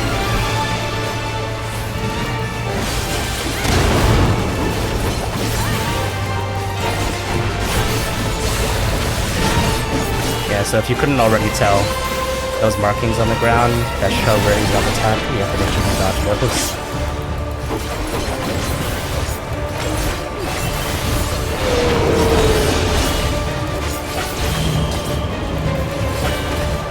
I don't know what this mechanic is. I don't know what to do.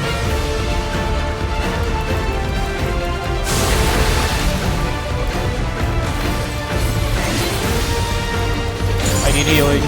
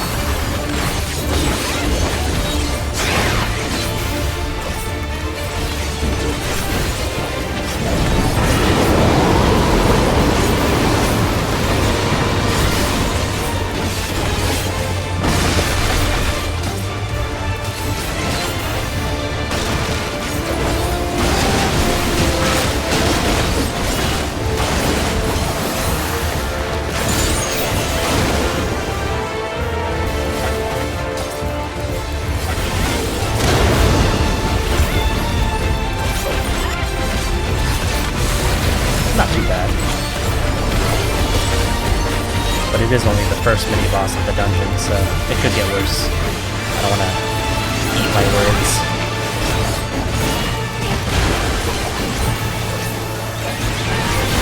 This should do it! Get him, Cryo.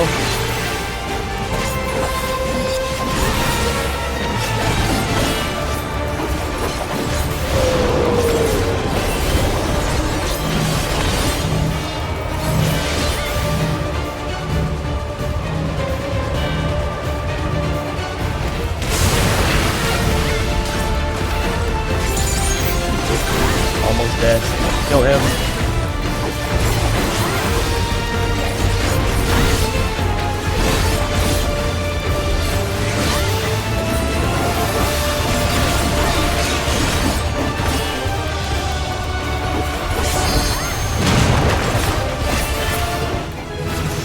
Easy peasy. Ooh, I leveled up too.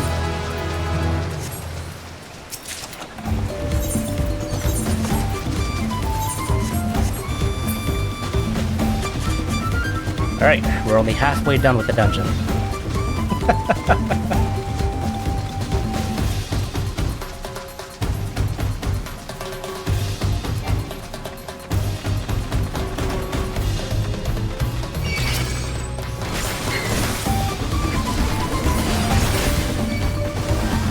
I wonder, can I pull the other ones over here?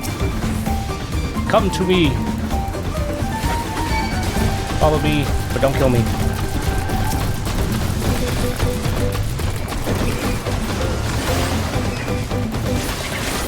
Hopefully she doesn't die because I did that. So, you could fight them in small waves of 3 at a time, but to make the dungeon go faster, you can pull all of them together and then just AoE all of them so that they all die at the same time. But the issue is the more you pull, the more damage you take.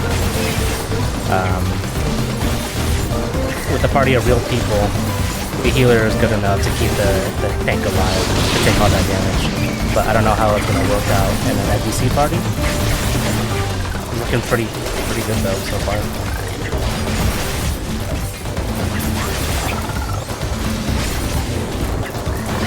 You'll not escape this!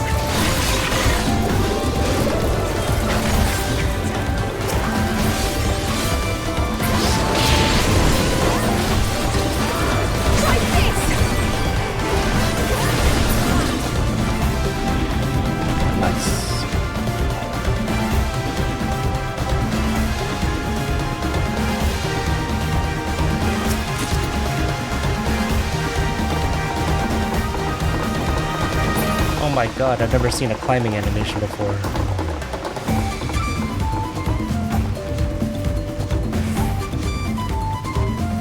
A strange happenstance. Had some misfortune befallen thy vessel.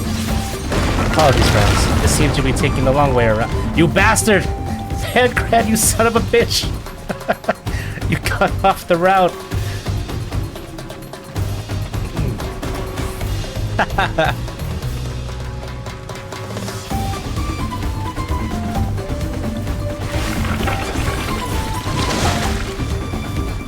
Ew.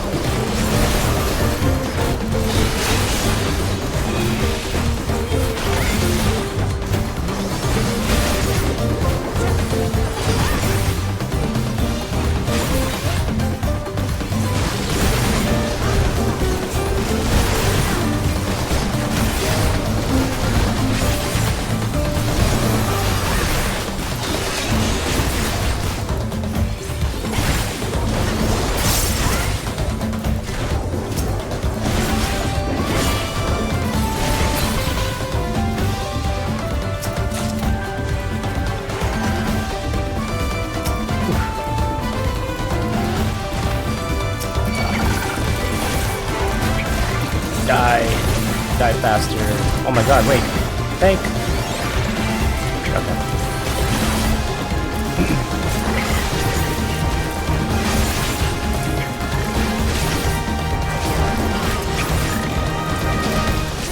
Maybe for the next dungeon, I'll beg my friends to come help me.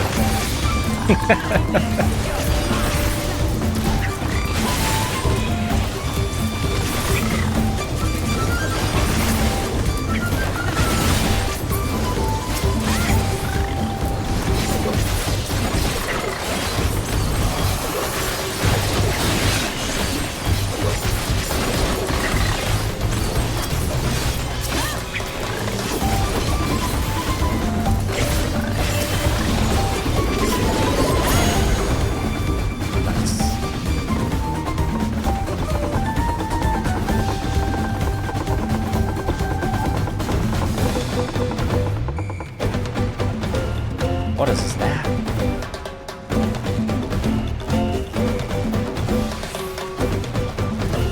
Looks like the freaking warden boss from Minecraft. Drowsy's Grotto.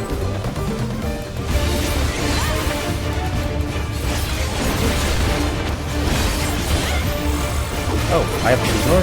That means this is a direct positional character.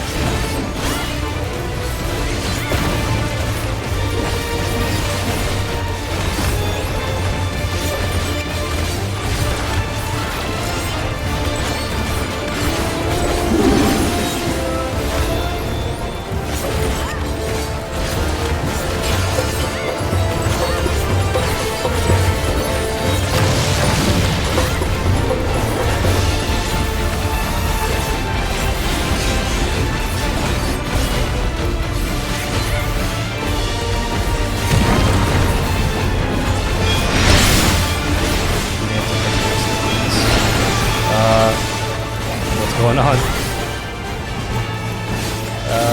Here. I want to stand here.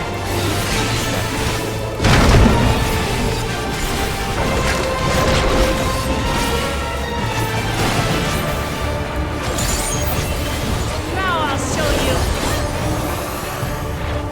Get him, Boklama. Show him what you can do. Oh no.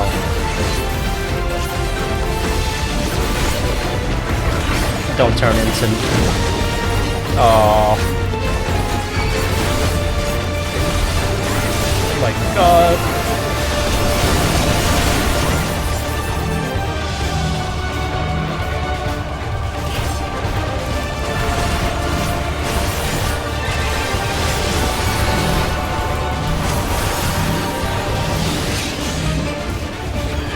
You'll not escape this!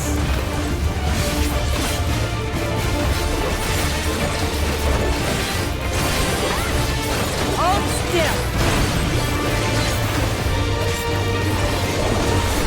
40% HP left.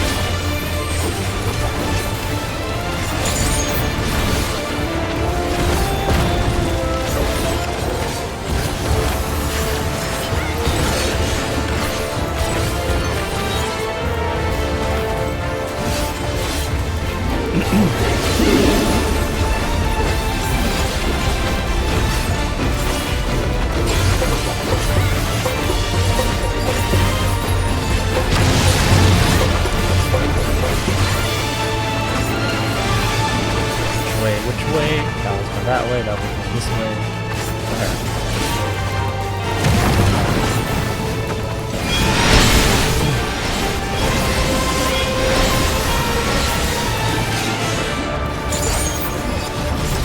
I think I'm safe here.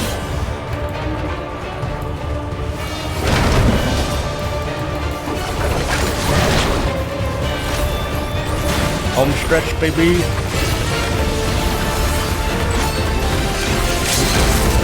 Cannot stop us! Alright.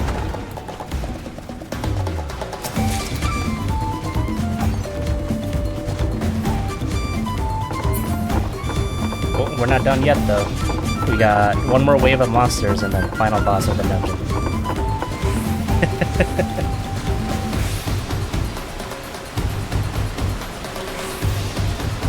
I'm from future.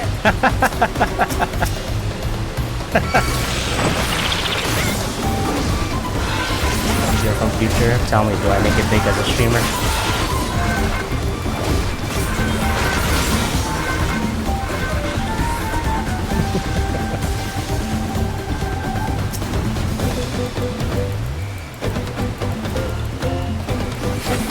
Not allowed to disclose. Fair enough.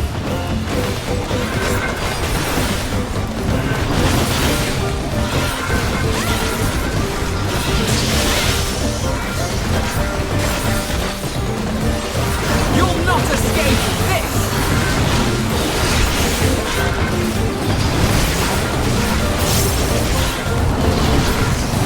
I have you!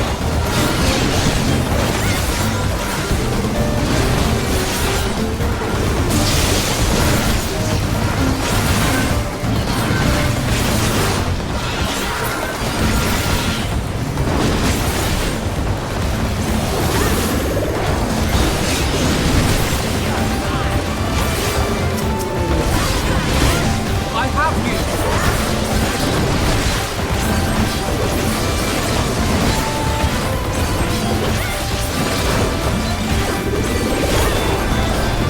This class is so flashy.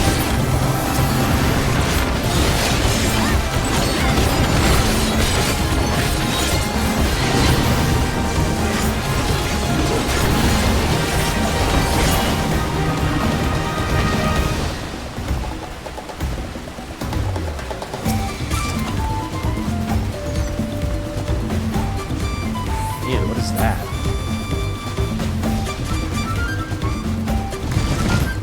Oh my god. Is that the final boss of the dungeon?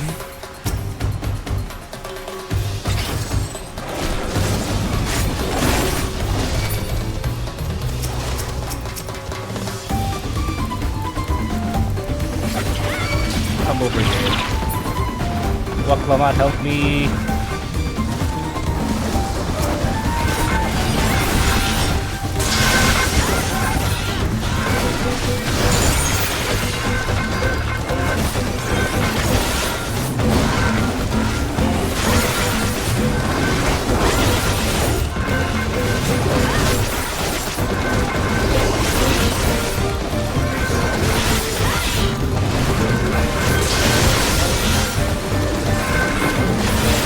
Now I'll show you!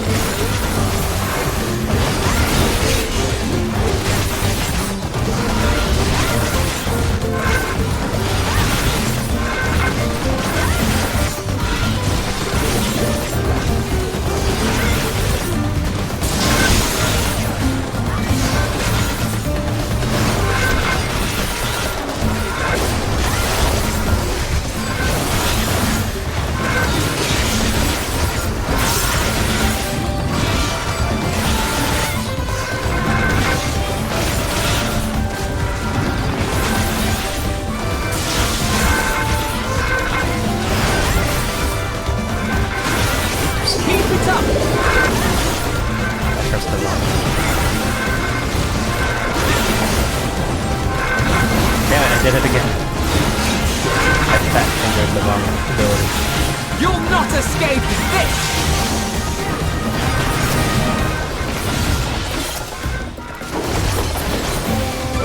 Finally. My hunch is correct. I think it's time for the boss room. The final boss room.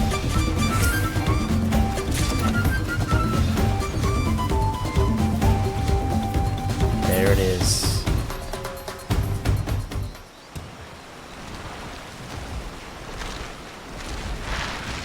What the hell is that thing? Apollyon? Apex Predator? Ugh.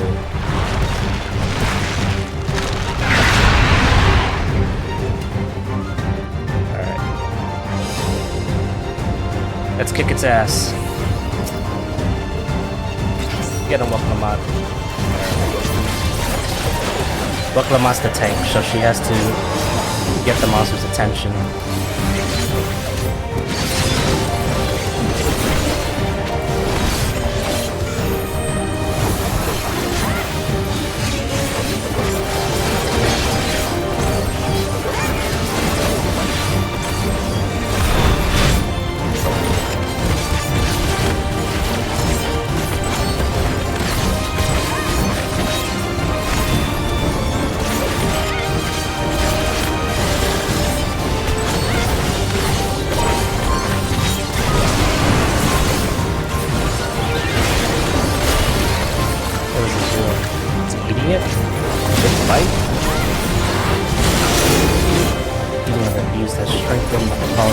Now I'll show you.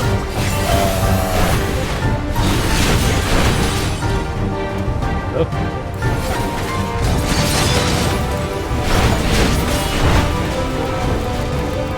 Ah! Okay. Almost didn't make it. I had a pop sprint.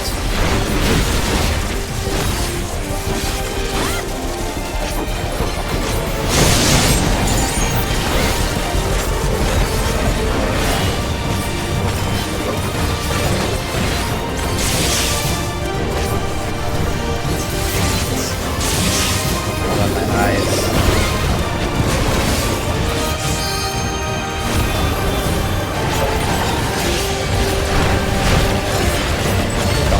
The song is so good.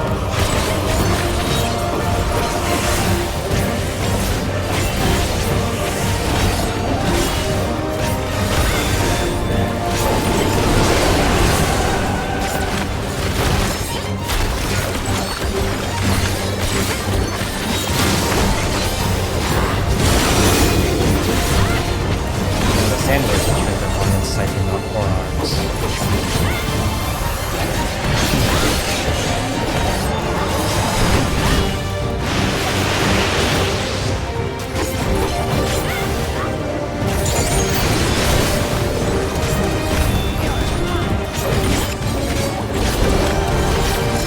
Halfway there.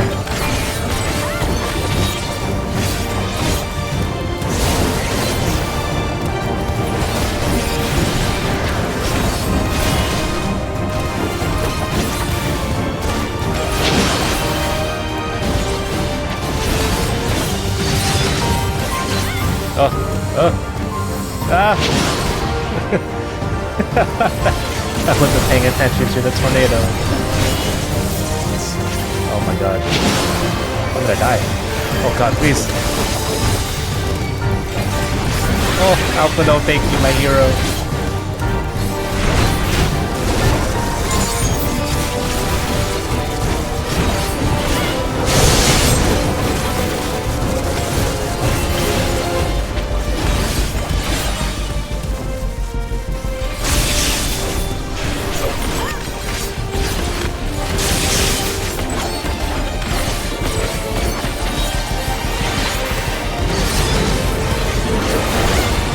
More. I just have to survive. Oh, please. You'll not escape this! He's dead. Die. Oh my god, he's not dead yet.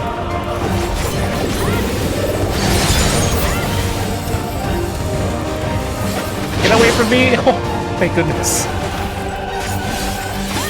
Yes!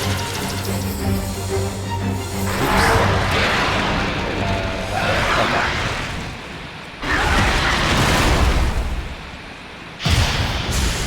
Oof, we did it. Cheesy.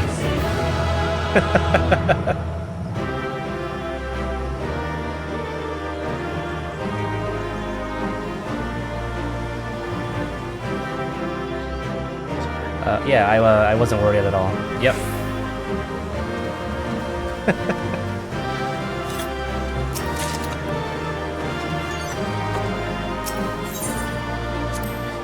Yeah, so if I died there, I'd have to go all the way back to the beginning and run all the way over here to fight the boss again at full HP.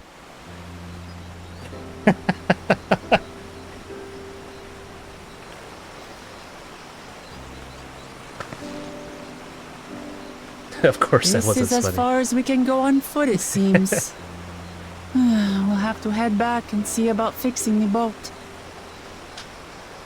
Oh.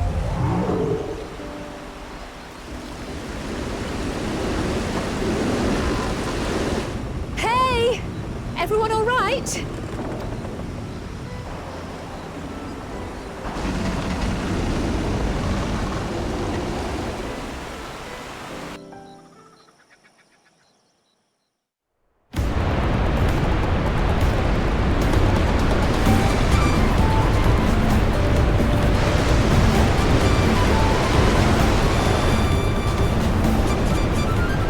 swear we might not catch up to you.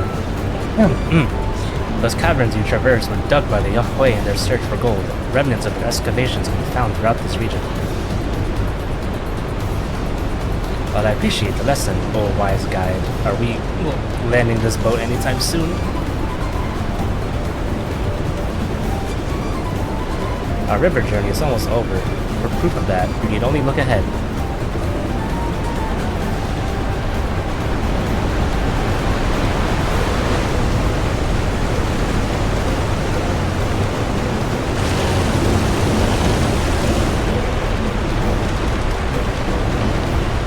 The falls were impressive enough from a distance, but it's almost too much up close. Yes, amazing. Now please let me off.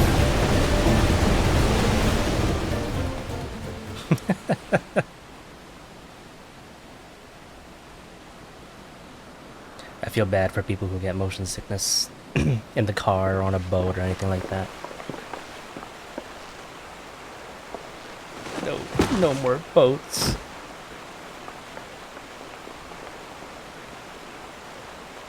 You get car sick? Is it from like the motions or from like looking out the window or looking down in a car? Are you? Oh, you're not alright. Down? I wonder what causes it. I should be surprised if she was. Even without the nausea, we're all spent. There's a mountain shelter nearby, a resting spot for those who've ascended the stairs. I suggest we make use of it. That would be a welcome respite. Have you the strength for a short walk, Wakfamat? We can rest along the way, too. Damn it all.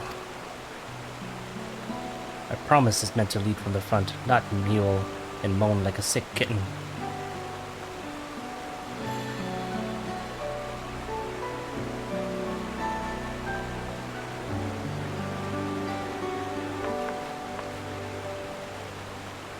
Wakfamat.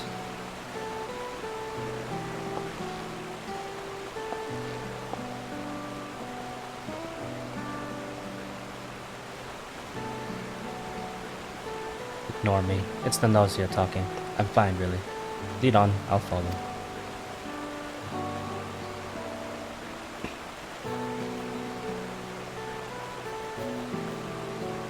Very well.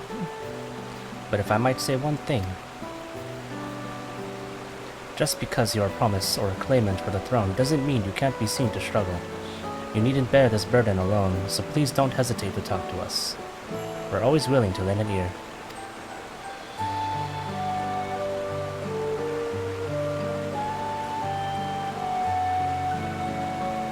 Trial,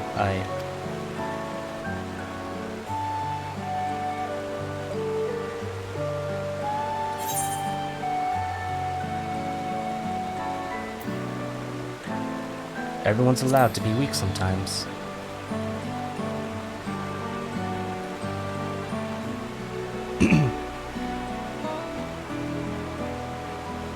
You as well, Tomoya. I've always believed this is my problem alone, but perhaps you have the right of it.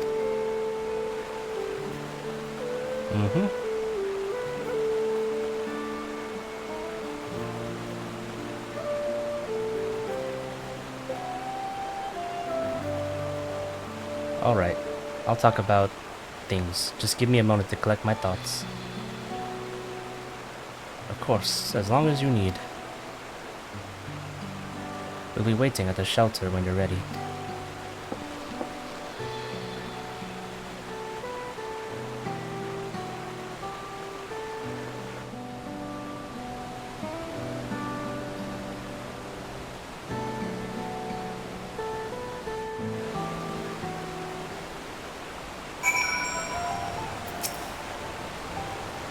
I've long felt that I could never tell anyone when I was confused or hurting.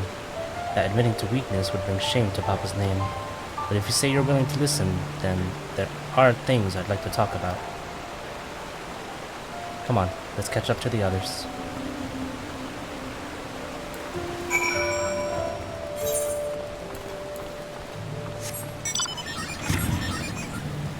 YT then.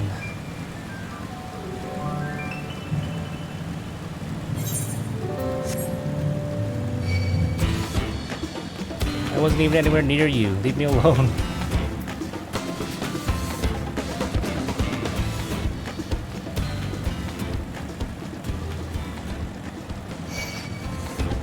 What do you mean?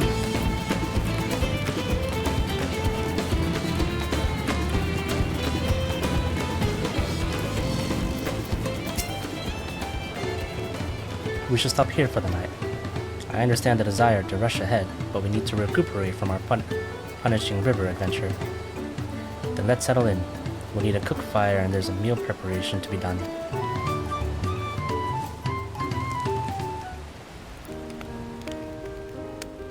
I love this song. I've been meaning to ask, but how does one become the adopted child of the Dawn Servant? I was but a ball of fuzz at the time, so I don't remember much. My earliest memories are of life in the palace. All I know is that I was born in Ikbrash, a village in Yaktel. But I've never bothered to return there. As far as I'm concerned, Ulul Jaja is my only parent. I quite understand. I have no memories of my birth parents either. For a while, I wanted to learn who they were. But over time, that curiosity waned. Galuf was my dear grandfather, and he was all I needed. So our situations were quite similar.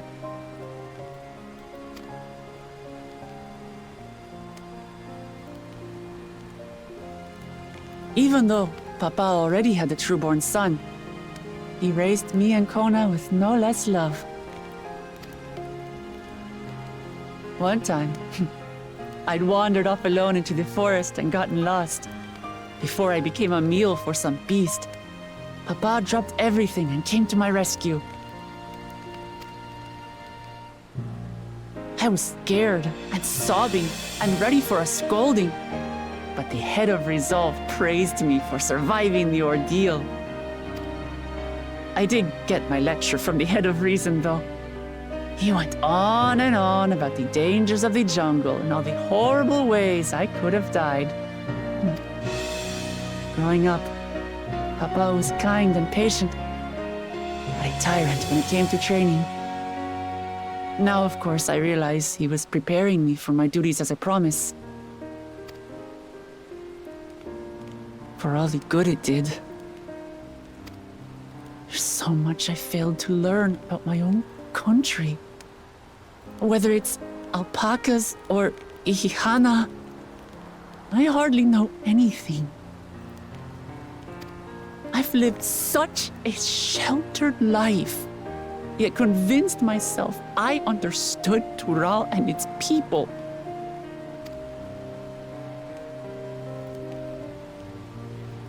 I don't have Kona's education, or Zoralja's strength. I'm all bluff and bravado, not fit to bear my title.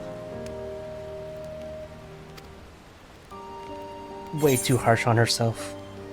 Just like you. You can't measure your worth by the success of others, I repeat. Don't compare myself to my siblings, you mean?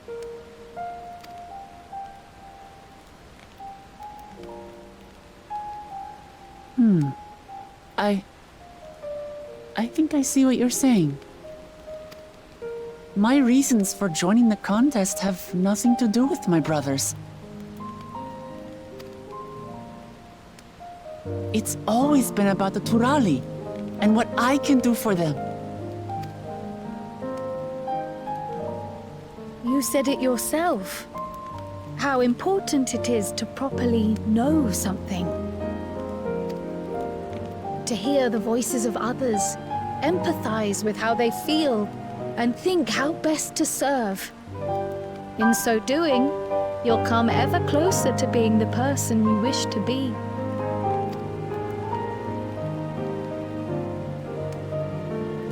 I'm sorry, everyone. I've been a fool. From this moment on, I'll stop trying to be the promise I'm not.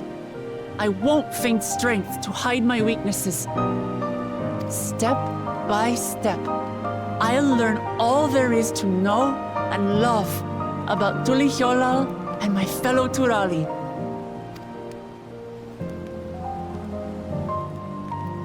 It might not be the smoothest path, but it'll be a path of my own making. Good for you. I will Lama. find a city of gold for all of us, Best. along with the answers you seek about your grandfather, Kryl. I swear. I appreciate it, Wuklamat. But you needn't take on that burden as well. Galuf Baldessian dedicated his life to protecting people from all manner of threats. As his granddaughter, I wouldn't wish to endanger others for the sake of a personal investigation. So let's just concentrate on winning the contest. We have a shared goal, and, if at all possible, I'd rather we enjoy the journey.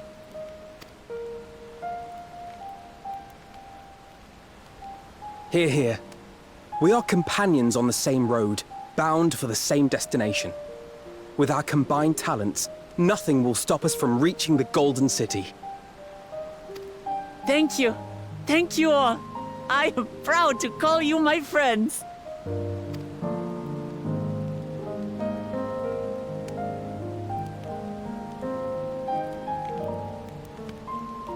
The power of friendship.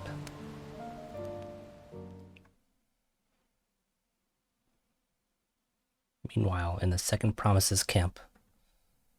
You backstabbers. Thank you. Thank you all. I am proud to call you my friends. What the heck? They're right across. They seem to be enjoying themselves. They're You right next don't to want to go and us. say a word to your sister?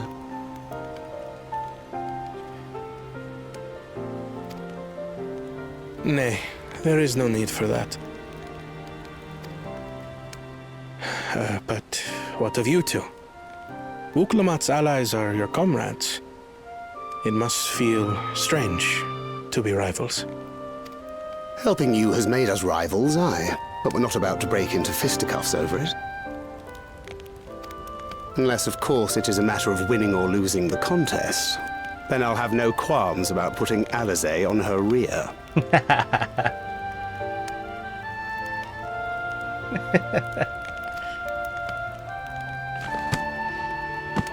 Despite our long She can be history, kind of a brat never have I sometimes. been given the chance to test myself against our companions. The thought stirreth within me a most unexpected sense of competition. I have a bone to pick with this guy right here. This guy, the way he talks all the time makes my brain scramble. I hate it.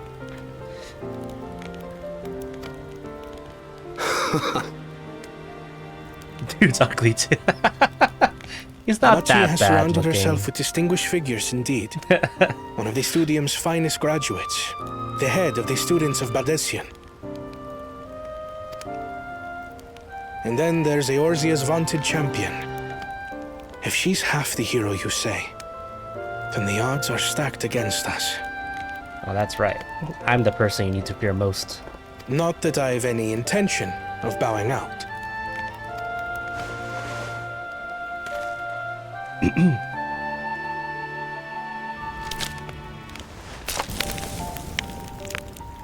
Our time in Urkelpacha only served to strengthen my resolve.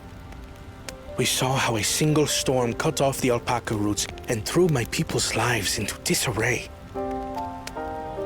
Such uncertainties are why I advocate for the adoption of Sharlayan innovations, that Tulihyolal might know greater stability and prosperity.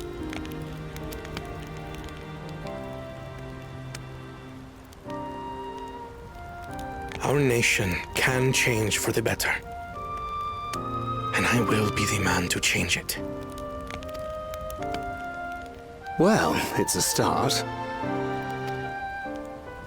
I imagine your experiences on this journey All the things you'll hear and feel and think will help you refine that approach.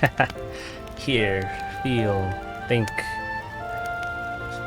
It's those three words are very important in Final Fantasy XIV.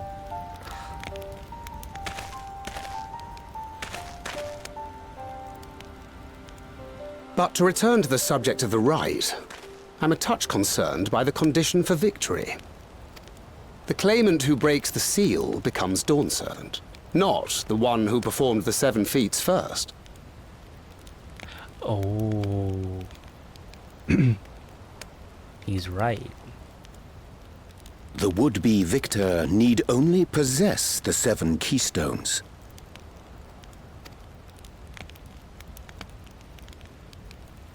That is correct. As the contest wears on, we must brace ourselves for greater conflict. Bakul Jaja is waiting for us to complete the 7 keystones, tablets, and then he's gonna try to kill us before we get to the Golden City and break the seal. I already know.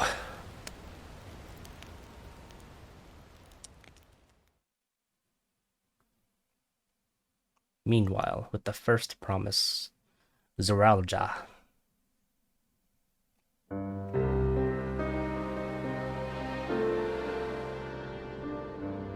Your rivals still lag behind. The second and third promise may have recruited competent lackeys, but none compared to you. How can they hope to compete with the resilient son, the only child ever sired by a two-head? Only the ignorant or foolish could fail to see that you were born to be Dawn's servant. Such titles mean nothing.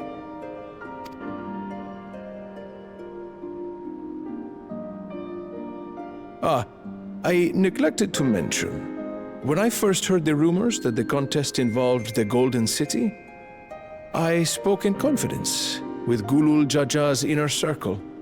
They all agreed on one thing. Whoever reaches the City of Gold will attain a power so great, it can dictate the course of history. If this power truly exists, then I humbly beg a fair share of it.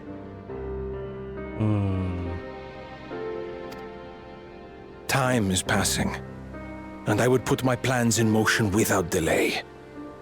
The useless tool is cast aside after all.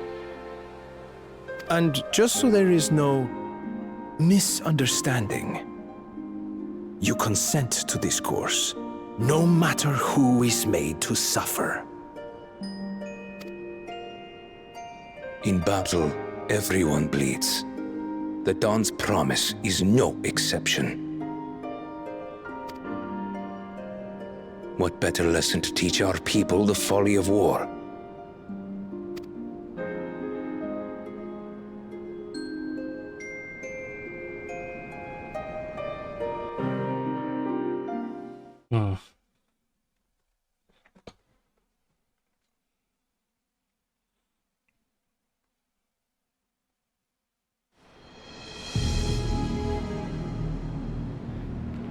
Curious what they're scheming. I That was seemed hoping kinda sus. for a good scrap, but this bloated sack of bile was no challenge at all. I wonder if the house cat is dead yet. Hell no, she ain't. Be ashamed to lose a plaything, but we'd still have 2 more. If I may ask, Chosen One, what are your plans for Tuliolal after you take the throne? Plans? What makes you think we care about all that? We care only about the contest and proving our superiority. That would surely please Mother and Father. Yes, and when we become Dawn's servant, we'll drive out the weakling masses and invite our king to live in the city.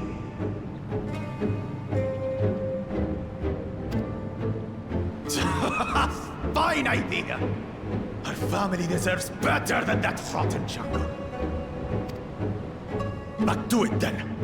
We must catch up to that one-headed pretender and remind him of the natural order. I made it. I thought we were missing someone. Where have you been? Oh, I feared I was done for when I fell from the boat. Yet somehow I made it. Oh, my arms, I can barely lift them. If I could just rest a moment. You expect us to wait for you? Those who can't keep up will be left behind. My brother has spoken. March, or be fodder for the beasts. But I followed the teachings! Everything I've done, everything I've sacrificed, all has been for the blessed seedlings. Wait. Don't leave me behind! I'm begging you! Scum!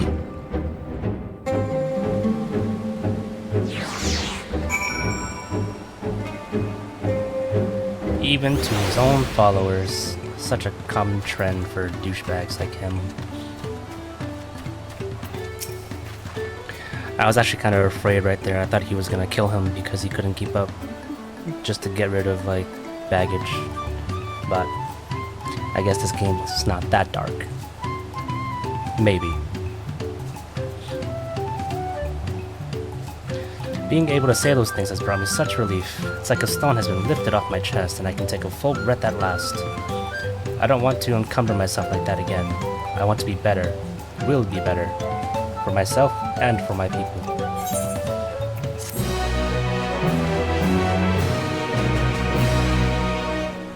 You may now enter Ihu with the party of NPC avatars. To make use of this feature, blah blah blah. Okay.